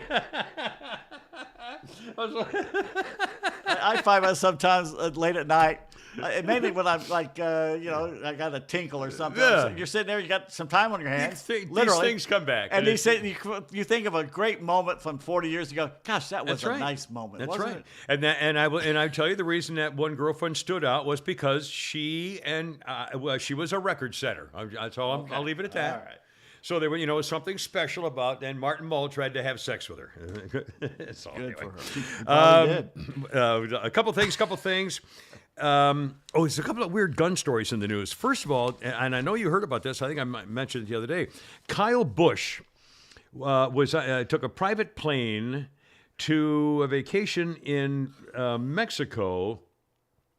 And he was at a terminal for private flights in Mexico coming back on vacation, and he was identified on the ticket as Kyle Thomas B. He was arrested at the Cancun International Airport when security found a gun and ammo in his luggage. He was charged with carrying a firearm without a license, illegally possessing the ammunition. 2 days later, the judge sentenced Kyle Busch, the NASCAR star, to 3.5 years in prison and a fine of over $1,000. He said he got caught returning from a vacation last month, detained at the airport, routine screening in his bag. But again, he was on a private plane, so he figured he can get, private planes. He wasn't even thinking about it. He immediately said, "Oh my God, I totally cooperated. I accept the penalties." But they let him go. They sentenced him to 3.5 years in prison, and they said, "Okay, you can go," which is fairly. Mexico. I'll bet he paid a fine. He apparently had to pay court costs, which is, probably $1 million to the judge and his 3 clerks. Federales. Jeez. Yeah. And a couple other quick gun things in the news, which I thought were bizarre. I didn't hear about this until I was reading about it the other day. In Macon, a woman described as a white woman who said she was in fear for her life when the group Black Voters Matter. God, I'll start over. I got the hiccups. Reset. A white woman described in the news as a white woman brought her gun into the Georgia polling place, said she was in fear for her life when the group called Black Voters Matter handed out water to waiting voters and were playing loud hip-hop music during the 2020 election. Sarah Webster of Dawson brought a gun into the polling place. State law says you can't have a gun except law people within 150 feet. And a city commissioner in Albany, Georgia, said, "We were the ones threatened with violence. This was not campaigning. This was folks who saw a need and went to help." Of the Black Voters group who went to, handing out rap music and water bottles. This woman said she felt intimidated when she saw the people wearing Black Voters Matter T-shirts and passing out drinks and playing loud hip-hop music outside the polling place. as they confronted her, she said, well, you know, communism is great until you have to cook your puppy for dinner. Then she put her pistol in her purse, went into the polling place because she was scared. Later, she saw all these people kind of hanging around, so she put it in her holster on her hip, hoping that they would see it and leave her alone. She said, I was completely and absolutely in horror when I pulled up to the polls to vote. I was totally intimidated. They chased me to my car. They were very upset with me. My life was in danger.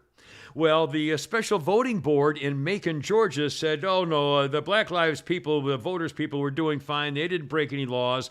She was the one who was intimidating people. And so they've now decided, they're deciding whether to, they've had an investigation and cleared the group, but they've arrested her. And she may face further investigation other than, I think they arrested her on a charge of disturbing the peace or something. Wow, but why? again, the issue, she was scared to death because of the way the black activists were behaving at the polling place. But she should not have put the gun out while Right. she was that close Right. to the polling place. Right. Keep it hidden. Yeah. Right. Don't And let them it's know still- you it's got illegal, it. but even hidden is, you know, if you were that, you could probably get away with saying, you know, look at me, I'm an old white woman, Your Honor, and all these people. So, These people. these What do you these mean by people. And one more a gun case here that I wanted to mention just quickly, which I thought was really, really bizarre. Okay, here's the story. Carjacking in Colorado, Denver, Colorado. An owner of a vehicle saw his car getting carjacked. Mm-hmm. So he called the police and said, I'm tracking my stolen vehicle on my app. And he found the stolen vehicle. When he approached his own car that was stolen, he said there was a shootout erupting and someone inside was firing at him, so he fired back. Then the car took off, it crashed, and the person who was driving was a 12-year-old boy. Police aren't, as I read this, I'm not, now there may be some where updated did this information. This was in Denver, Colorado. So why do we care? Police don't know who shot at the owner, who has not been arrested, at least not yet. The 12-year-old boy driving the car was dead at the hospital. But because he was fired at, again, we've talked about the issue, you can't just shoot at somebody driving your car away. Yeah. But if they're firing at you, bang, bang, bang, too bad the kid's dead. Yeah. Too bad he was driving a stolen carjacked car. You know, I mean, I'm just saying that this happens all the time. So why should well, we I care? don't. I don't think this happens all the time. I don't know the last time a guy killed a 12-year-old carjacker with his buddies, All and the all the time. other guys fled. By the way, they left the kid to die there, and by himself, which I think was pretty Twice on funny. Monday. Yeah. And speaking Oh, well, of, you're both here. Yeah. You may have to get up and leave.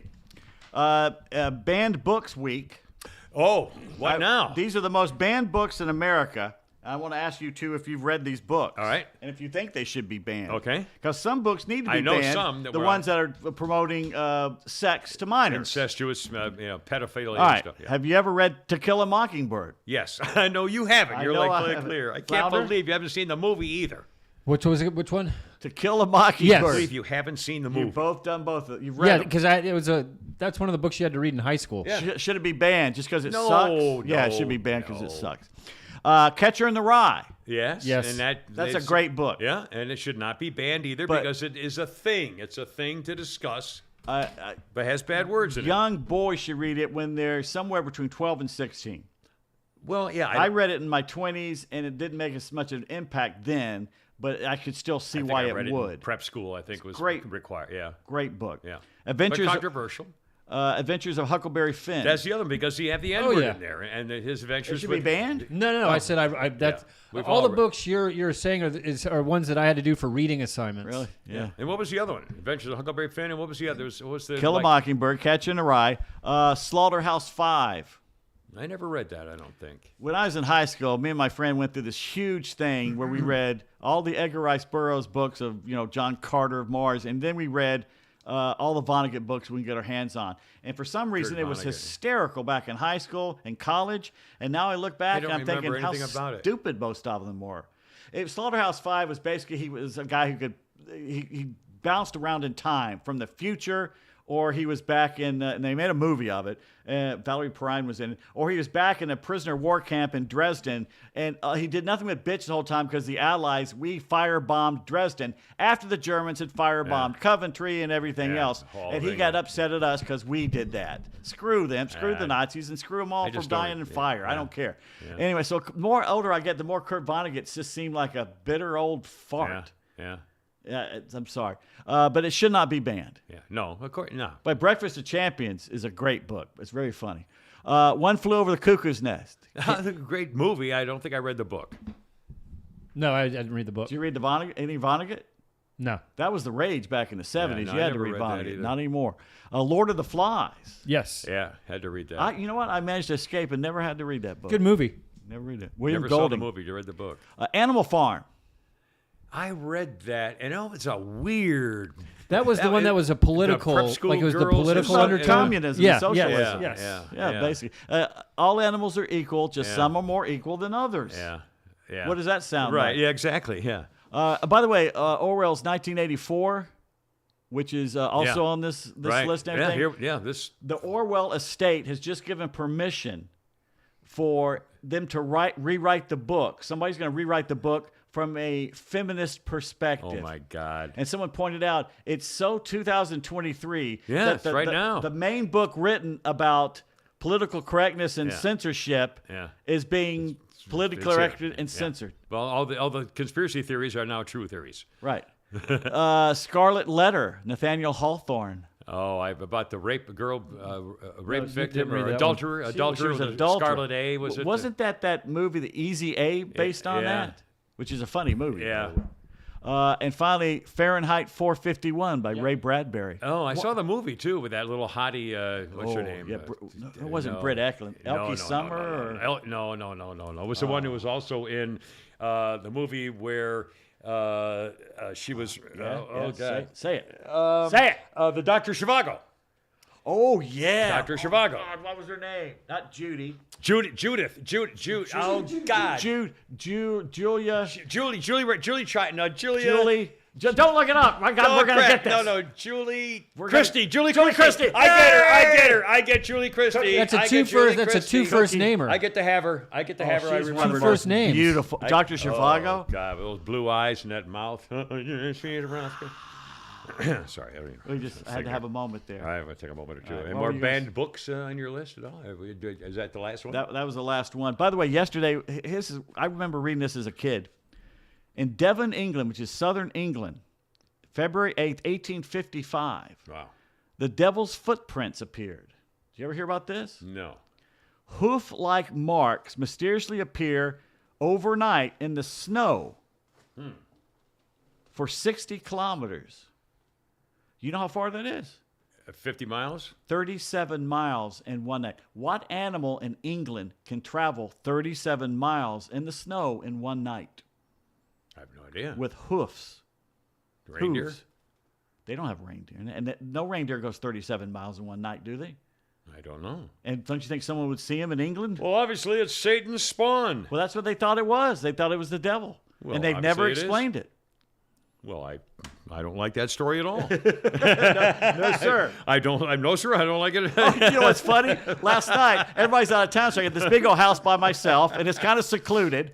And there's coyotes outside. There's a raccoon up on the porch. Yes, the biggest raccoon I ever saw. It was this big, and he's just looking at me like, what are you going to do about it? Where's my food? So I'm sitting there, and I'm watching some videos, and they kept doing these paranormal things, where the things are happening behind them when they're YouTubing Remember or something. the TV series? Yeah. So Great Beyond. And I'm watching this, and I'm going, why am I doing this? I'm about to go to bed. I'm going to this big ass Not house anymore. by myself. Stop doing it. Oh, Lordy. Do you know why I could never be a cop? Why? Read you, because I'd be this guy. A deputy recruit for the Cobb County Sheriff's Office was escorting an inmate. He was moving a detainee in an attempt to de-escalate a disturbance, okay? A deputy recruit, Cobb County Sheriff's Office, was trying to help. There was a dispute. He was trying to move the inmate away from the problem to de-escalate the disturbance. There was an exchange of words to the deputy recruit and the inmate as he was leading the inmate away. Must have been a hell of an exchange of words because the deputy then beat the crap out of the inmate and has now been fired and arrested. Charged with battery and violation of oath of office. I won't give the full name, but the first name of the sheriff's would-be deputy, is Jackoon. And so I'm assuming he may be a person of color. And I'm also assuming that maybe the inmate might have said something that really pissed him off as he was trying to de-escalate the situation. So they had a big struggle about it, and they end up with the cop. This is why I could never be a cop. I mean, you have to just take everything. The sheriff says, well, no, you can't. You're not allowed to react to anybody. And oh, okay. Well, fine. But again, I just, there's just, I can't imagine. Speaking of exchange of words. Yes. You hear about Michael Irvin? Oh, what's the latest? Holy cow. I heard his interview today. Oh, you did? Oh, all right, well, my tell the God. story. He was at the hotel room. No, he's at Glendale, and he's out with his buds, and they're out getting drunk, and he was getting drunker than a skunk, They were obviously. hammered. Gets back to the hotel and talks to a woman for about a minute. They shake hands. In the lobby. In the lobby, and Yeah. then he goes up to his room. Yeah. And all of a sudden, the next morning, Mr. Irvin, we have to switch hotels. Why would I switch hotels? Well, you can't stay here any longer with the NFL Network crew. We're moving you to a different hotel. And by the way, you're not going to be on the show again this week. Yeah. Kick him Maybe off not the air. ESPN. What's the matter? Well, you had an altercation with a female last night. He goes, no, I didn't. Well, what'd you do last night? So they're in it, talking and it was like you turn on one of those 48-hour things where the guy keeps changing his story. Where were you last night? I was in my room. Well, we got you on tape going out. Okay, well, what did you do afterwards? Well, I came back and went straight to my room. Well, we have your tape coming through the lobby, coming back from somewhere. He goes, okay. Well, I just went straight home and straight to my room. Well, we got you on tape actually talking to someone. I didn't talk to anybody. Here, Michael, we've got you on tape. And it kept changing over and over and over. And it was like, well, what happened was, and it was more and more of that. Yeah. Supposedly he talked to this woman for a minute. God knows what he said to her because she filed a complaint. And he says that they shook hands. He Yeah. talked to her for like 45 seconds. They shook hands. He went to his room. The next day, she complained, and he got kicked off of the air. Yeah. So clearly, that must have been something. Either she's lying, in which case I hope she goes to jail for Well, it. absolutely. This Or career's just got... Hell, they'll hire him back in a year. They've been doing this for 20 he's years been in with trouble him. since the 90s. Hell, nothing happened. Yeah. He's like Yeah. rubber, Yeah. but Teflon. But he must have said something, or maybe said something so heinous to her in that 1 minute. Like, hey, baby, you come upstairs and I'll blah, blah, blah, blah. Yeah, but still, if she can't prove it, how could the network Yeah. just take her word for it? There was something so Well, bad because that she's she was a gonna go woman, public? damn it, and women are always right. Yeah, but he's black and an athlete. They're going to protect him. But he There's has no a way history. that, He's got a history. Well, that's true. And with she the may cocaine be, and who everything knows else. who she is. She Well, may that's the other thing. connected to But somebody. so far, we don't know what was Right. supposedly said. She better have video, audio, or a witness. Otherwise, what is so bad that they would kick him off the air for the For- Super Bowl? for her word only. Yeah, because some woman complained to somebody at the network. Because I'm suing them all. Wow. If it turns out that he didn't do anything or she can't prove it, I'm suing them all. Yeah, I agree. Speaking of guns and goodness and badness and so forth, and now I've never been to this. You ever been to the Sweetwater 420 Fest? Do you know what that is? yeah. Flounder? Yeah. You know what that, they have it- Originally, 20 years ago, it was a free festival that Sweetwater put on that was in a small park right outside Grant Park, but then it grew, and it was at their facility, and then it got so big, it was at Centennial went to Park. Centennial Park. Well, the event is now no longer at Centennial Park, and instead of 3 or 4 days, it's 2 days, and nobody really famous is going to be there, and here's why. You damn white supremacists and your guns. Yes, much like, remember what was the other fest we had where they had to kill it because of the gun thing, the festival there, what the hell, a Live Nation, the thing, Georgians park illegally. The fallout regarding a permissive gun expansion that was signed into law in Georgia. The Sweetwater 420 Fest lineup hosted at Sweetwater's flagship brewery now. They're going. The lawsuit law allowed Georgians to legally carry firearms in public parks, and so in 2019, the Supreme Court ruling said it's illegal. So it's harder for private groups to restrict guns from being there. Live Nation officials canceled their massive annual music festival last September at Piedmont Park. as you'll recall. Live Nation said no decision made on the future of Music Midtown for this year, but apparently this Sweetwater 420 is going to have famous acts such as Shaky Graves and the other big headliner, Pigeons Playing Ping Pong. $130 for the 2-day general admission. Let me get this straight. Your shitty festival with your shitty music groups, or I get to keep my guns. There you are.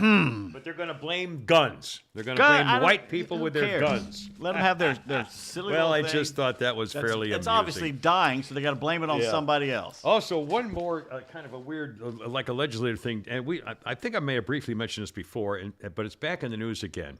The state of Georgia is about to pass a law because of what happens to county clerks. When you got to go to a probate judge or a county clerk's office to get a document or something officialized or whatever, Superior Court clerks and probate judges are allowed to pocket passport application fees, for example, as part of their salary. Amazing. Cobb County Superior Court clerk Connie Taylor, in addition to her $170,000 a year, in addition to that, in the years of 2021 and 2022, the Cobb County Superior Court clerk Connie Taylor also pocketed, in addition to a $340,000, also pocketed $425,000 more for getting fees for applications. $425,000 in 2 years extra above her salary. So what you're saying is, Yeah. she was selling probate and probate accessories. It's a big market. A clerk saw. Here's the problem, though. Now, she became under investigation, and one of her office employees turned whistleblower and said that she had been, or that this court clerk ordered her to delete the records related to the fees instead of handing them over to an Open Records Act request. So she could be in serious trouble. Gwinnett County, DeKalb County, Fulton County clerks also make hundreds of thousands of dollars for processing fees, which they get to keep according to state law. So they're going to change the state law. You know where that came from? That's the old that's the time old- South absolutely, way old doing, chicken bone throwing where state you had legislature. one family that probably ran the county. Sloppy Floyd and those guys back and in the day. Denmark Groovers or stuff like Tom Murphy, and basically they put their relatives Denmark in these Gruber. positions. Oh my God, I heard that name. They put their relatives in these positions, and that's how they made money. That's right. That's right. Oh my God. Denmark Gruber. One bizarre incident in the news. I know we're going to go a little longer, but I got a few more things to have some stuff. This was really bizarre. We're talking about a home here in North Buckhead, 7,000 square feet, built 2 years ago. Fairly new home, 7,000 square feet. It has its own elevator. Well, the other day, this is just off Peachtree Dunwoody Road, North Buckhead. The other day, fire department got a call. A 2-year-old child had fallen down the elevator shaft and was pinned between the wall and the elevator upside down. Oh my God. Can you, 2-year-old upside down, pinned between the elevator and the wall. Please say they're okay. They had to break through the wall to get him. But again, you got a 7,000 square foot house in Buckhead off Peachtree Dunwoody Road, probably worth $4 million, $5 million. That elevator alone probably cost them $100,000. They're lucky they don't sue. You think somebody's going to get sued? Yeah. I guarantee that house is going to get paid for by the guys who built the elevator. Holy crap. Can you imagine the poor kid? Going 2-year-old, you'll never remember, thank God, but still, holy smokes. Anyway, anything you think coming up on Holy Crap at Sports we haven't mentioned before? You have any interest in that paper? No. Just toss that. Okay. Yeah, Now, go ahead. a quick thing, a couple of things in history, and I got I was going to you get one thing in history. I'm going to do what Pick I want to one. do because it's not fair to limit us to our only two. Okay, but it's supposed to be on No, the day. I know, and I'm going to do that, but there's Cheater. one more thing that's kind of funny. But I want to talk. Actually, the thing I wanted to do is is about a famous Beatle. Now wait a minute. Well, just do either one thing. Okay. Well, now hold on a second. Oh, You can't All prepare right, for the all show right. while Well, the show's on. Well, I can do whatever I want. I spent a lot of time in this. I do whatever the fuck I want. And here's a long version of something that we've all kind of heard about, but I never actually knew the full story behind it. And the story is the man known as the Quiet Beatle. After the legendary breakup of the band in 1970, George Harrison emerged with a mighty blast of songs, a triple album's worth of songs that showcased his own musical brilliance. Rolling Stone magazine called his solo effort All Things Must Pass an extravaganza of piety and sacrifice and joy, whose sheer magnitude and ambition may dub it the war and peace of rock and roll. Shot the #1 on music charts across the world, George Harrison would have less than 4 months to enjoy his multi-platinum success before a lawsuit soured the whole thing.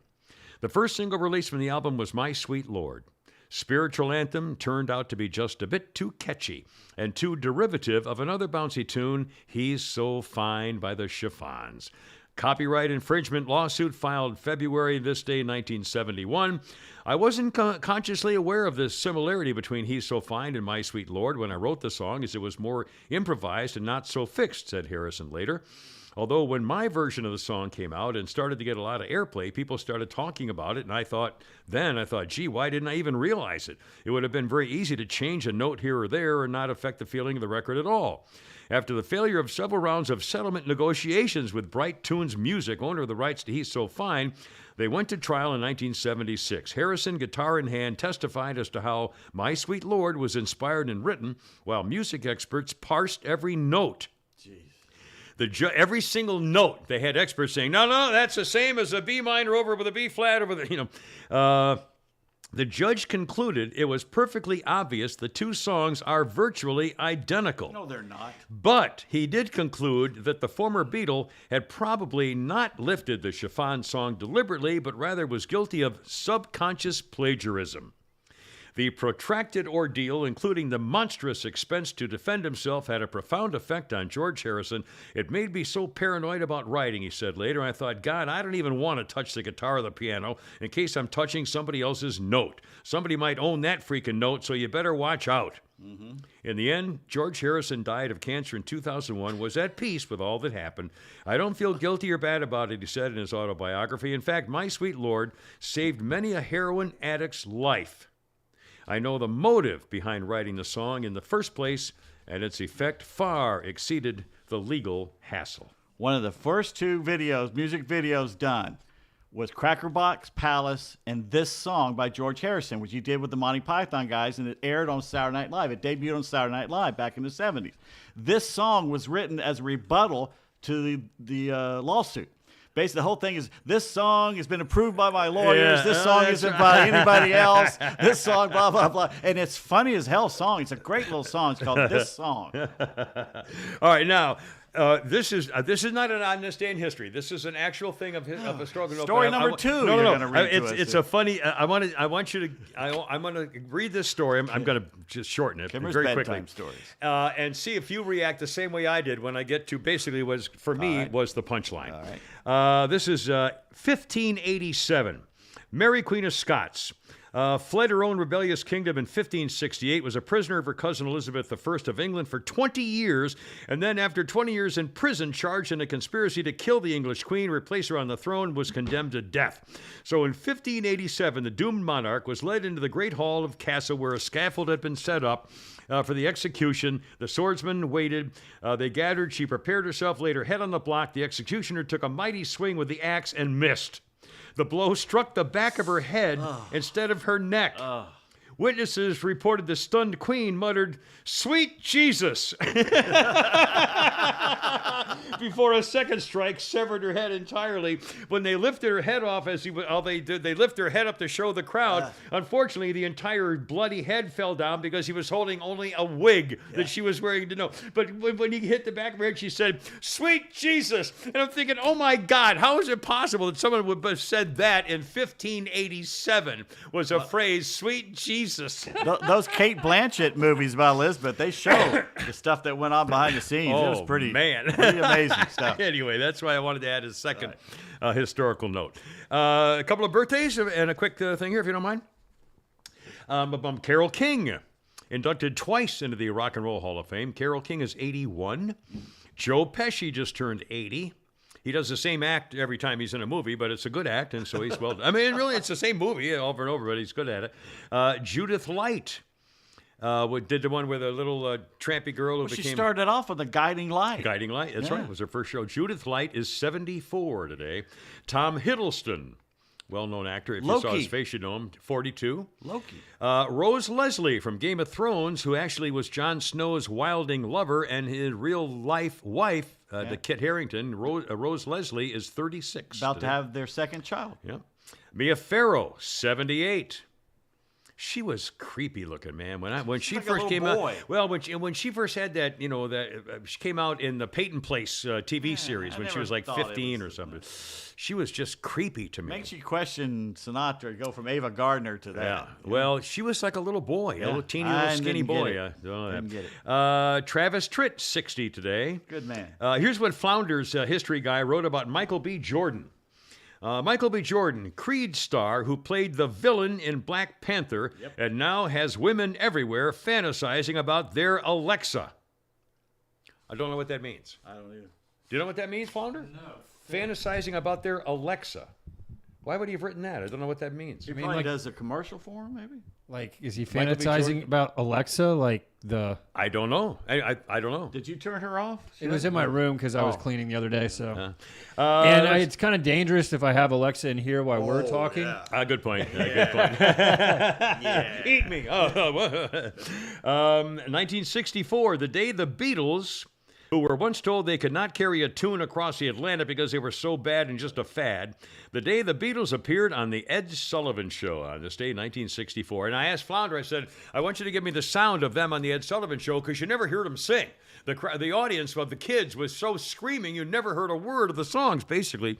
And I thought it'll be amusing, but again, because we're on YouTube, they don't like you playing other people's music. And No, we it's get just banned. copyright issues. Yeah, so he can't play it. Well, So sing it. Do you want to sing it? I mean, he couldn't hear the sound, so he was yeah, screaming. I like want that. to hold your hand. Yeah, it sounded like that. Anyway, on Ed Sullivan Show, I and a million other people saw them afterwards. They played a concert at the Coliseum. In the audience, no one heard a song because it was so loud. Quincy Jones himself had said the Beatles were the worst musicians in the world. They were no-playing mother blankers. Quincy Jones said, Paul McCartney was the worst bass player I ever heard, and Ringo, don't even talk about it, unquote. The Beatles got paid $2,400 to be on the Ed Sullivan Show on this day, 1964, watched by 73 million people. The auditorium held 728 people. There were 50,000 requests for tickets. And all the big shots got their daughters in. 1943, an end to the Battle of Guadalcanal, a major American victory over the Japanese in the Southwest Pacific Ocean. 1950, Wisconsin Senator Joseph McCarthy claims he has proof there were 205 communists working in the State Department. More than that. More than that today. 1895, W.G. Morgan invented volleyball. Let's see. 1895, the first college basketball game. The Minnesota State School of Agriculture beat the Porkers of Hamline College 9-3. Basketball game.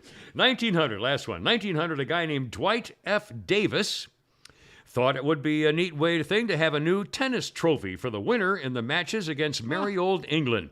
The trophy was a silver cup that weighed 36 pounds, known as the Dwight Cup. No. Very famous. Oh, it's not the Dwight Cup. Davis The Cup. Davis Cup. Oh, Davis Cup. Davis I Cup. miswrote that, I guess. Probably. Anyway, that's all I know. Well, speaking of the Beatles, Yes, another big British band, Pink Floyd, in the news again. Yeah, what's the deal on Pinkster? Well, I'm Team Gilmore, David Gilmore, who's a great guitarist and a real talent in that. Most people in most Pink Floyd fans, I think, would be on the more Gilmore side Right. than. Thank you very much, because Roger Waters is an anti-Semitic piece of shit. He has full of become a himself. freak of some. Oh, he's yeah. always been an He's asshole. on Tucker every now and then too. Yeah. Yeah, is he? Well, Once in a while, yeah. the wife of Gilmore is a woman named Sampson. She's a very well-known novelist. Okay, so she for some reason went on Twitter, quote, "Sadly, Roger Waters, you are an anti-Semitic to your rotten core. Also a Putin apologist and a lying, thieving, hypocritical, tax-avoiding, lip-syncing," that's probably the worst, Yeah. "misogynistic, sick with envy, megalomaniac, Enough of your nonsense, end quote. David Gilmour then quote tweeted his wife and said, every word demonstrably true. Unsanitary. Waters says he is talking with his people about what kind of proper response will be handled on this stuff. Complete bullshit. Yeah, he's horseshit. Pink Floyd? Yeah, he does hate Jewish people. God. He is so... I want to hear about the name, image, likeness thing of the thing with the Oh, finger yeah, guy. that's Now, what also, you wanna something hear about about. what's Lenny Dykstra doing in the news? Lenny Dykstra, supposedly this... Former star, Philadelphia Yeah, Phillies Mets. baseball player. He was like Pete Rose of the hard judging, Yeah. sliding the base. He was the dirtbag. He Steroid was freak. always filthy uniform or sliding head first anywhere. Yeah, steroid Tough freak. guy, yeah. And didn't he go to prison for gambling or something? Something like that. Fixing company books for Yeah, gambling. millions of something. dollars in debt and all Yeah. this stuff.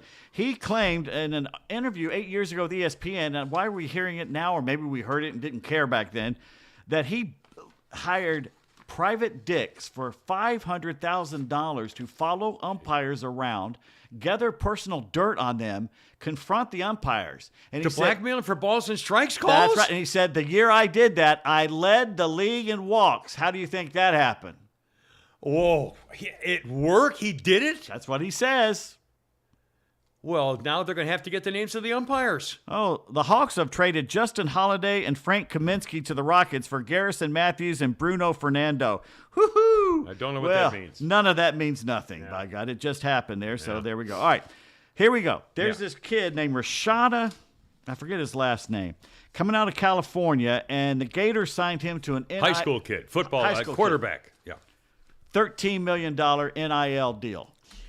Again, the NIL, name, image, likeness is the rule that the NCAA, and I guess courts, has this been challenged in court? Anyway, the NCAA allowed athletes in schools to make money off their name, image, and likeness. Yes. A company could say, if you go to Florida State and you're the star quarterback, we're going to give you a car or pay you all this kind of money because we're using your name to do our commercials for us. So it's now, it used to be under the table, and now you don't have to do it under the table anymore. You can say we're going to pay you if you go to this school, basically. It's a group So- it's not the school, but it's a group associated with the school that's allowed to do it. And they said, we'll give you $13 million if you come here. Well, who wouldn't do that? Well, right? yeah, absolutely. Then for some reason, He's an 18-year-old kid. they changed their mind, Yeah.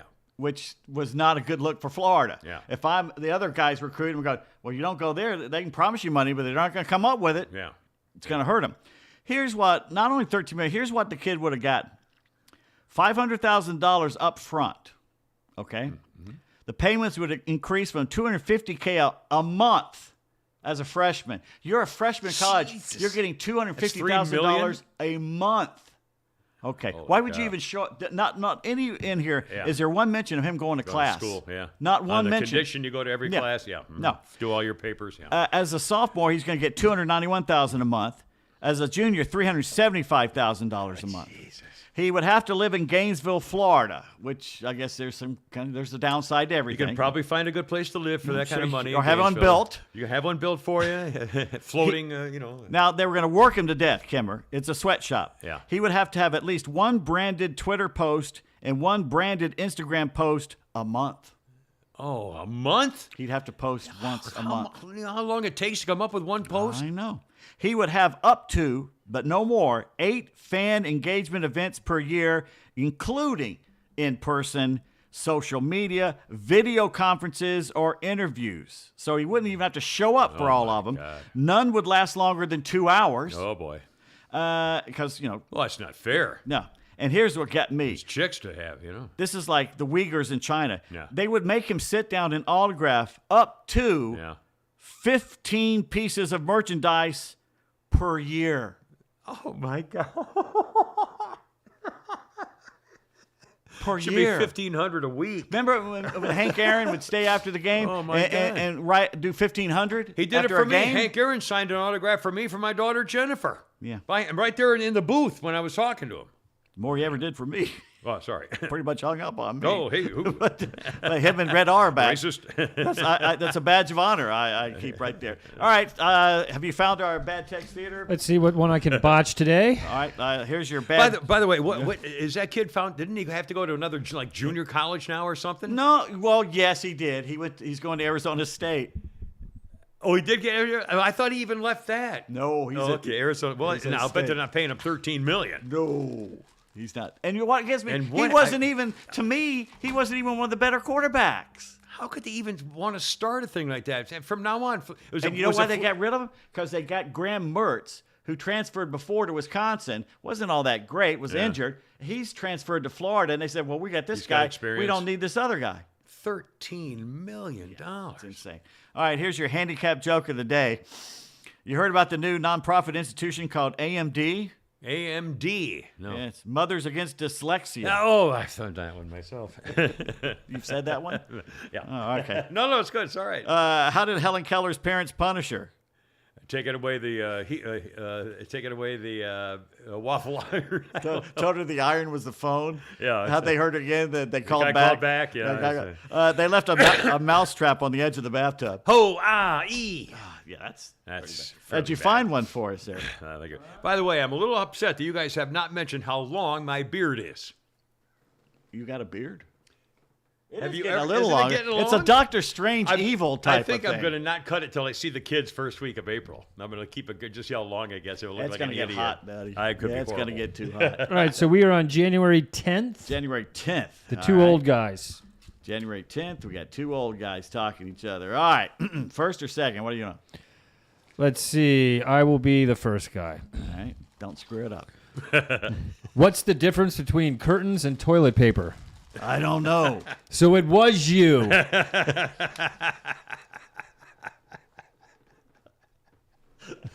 How do you make your girlfriend mad? I never know. It involves the curtains. It was part Tell of us the off punchline. the air. No, yeah. If it's funny, I'll post it later.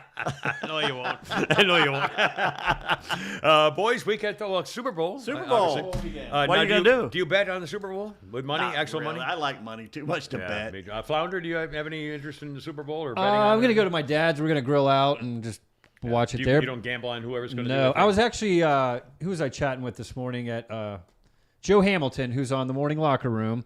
And he was on a podcast we were doing the other day, and he was talking about how the marketing people were talking about the Super Bowl isn't about the football game anymore. Yeah. It's the marketing, it's the commercials, it's the Yeah, prop but there's still bets. the game, man. There is the game, but there's so much besides the game, the prop bets and everything like that. In fact, last night I tape recorded. There was an hour special Super Bowl commercials, and there's every year, and I've got like 3 of those specials of Super Bowl commercials because a lot of time you have Clydesdale's commercials or the ones where the guy gets the arrow in the shoulder and the trunk monkey, you know, and all the classics. So I always tape them. Every one commercial that I think is fantastic never makes the cut. They always pick some really stupid, like what was the one last year? That cook guy. He's a cook that goes around the country in burger joints and everything. He's got white hair. Oh, Gordon. No, Gordon not Ramsay? Gordon. It's the American dude. It's American Oh, dude. yeah. He's got the tattoos. He did some stupid thing where they walk into a refrigerator into another world. I thought that was the worst, and everybody said that was the best. Yeah, was I'm horrible. always on the wrong end too. Yeah, I picked the we'll wrong talk. Well, we'll tell you Talk about Monday. it Monday. We'll have a Monday we'll do a Super Bowl review. Yeah, and we'll know, and I'll be wrong. I'll be no, that wasn't any good. All right, well, boy, have a great weekend, and God bless America. Thank you again, thekimmershow.net. If you could help us out, we are very grateful. Thank you. God bless America. Yes. If you're not doing anything, 6 o'clock tonight, tune into Florida Man Radio, Shannon Burke. And how do they get it? What do they Google? I don't know. Florida Man Radio? I guess look up Shannon Burke, Florida Man Yeah, Radio. you can just go to floridamanradio.com. Excellent. 6 o'clock. Peter 6 Beyond, o'clock, part of the show, talking talking sports and good stuff. And give him tell him I give him my best, and will. I'm thinking of him, and you know, we and talked Diesel about and- Diesel a little bit last week. Yeah, we'll mention. I hope you mention the fond memories of when he brings a pit bull to the studio. It's always a good thing. All right, boys.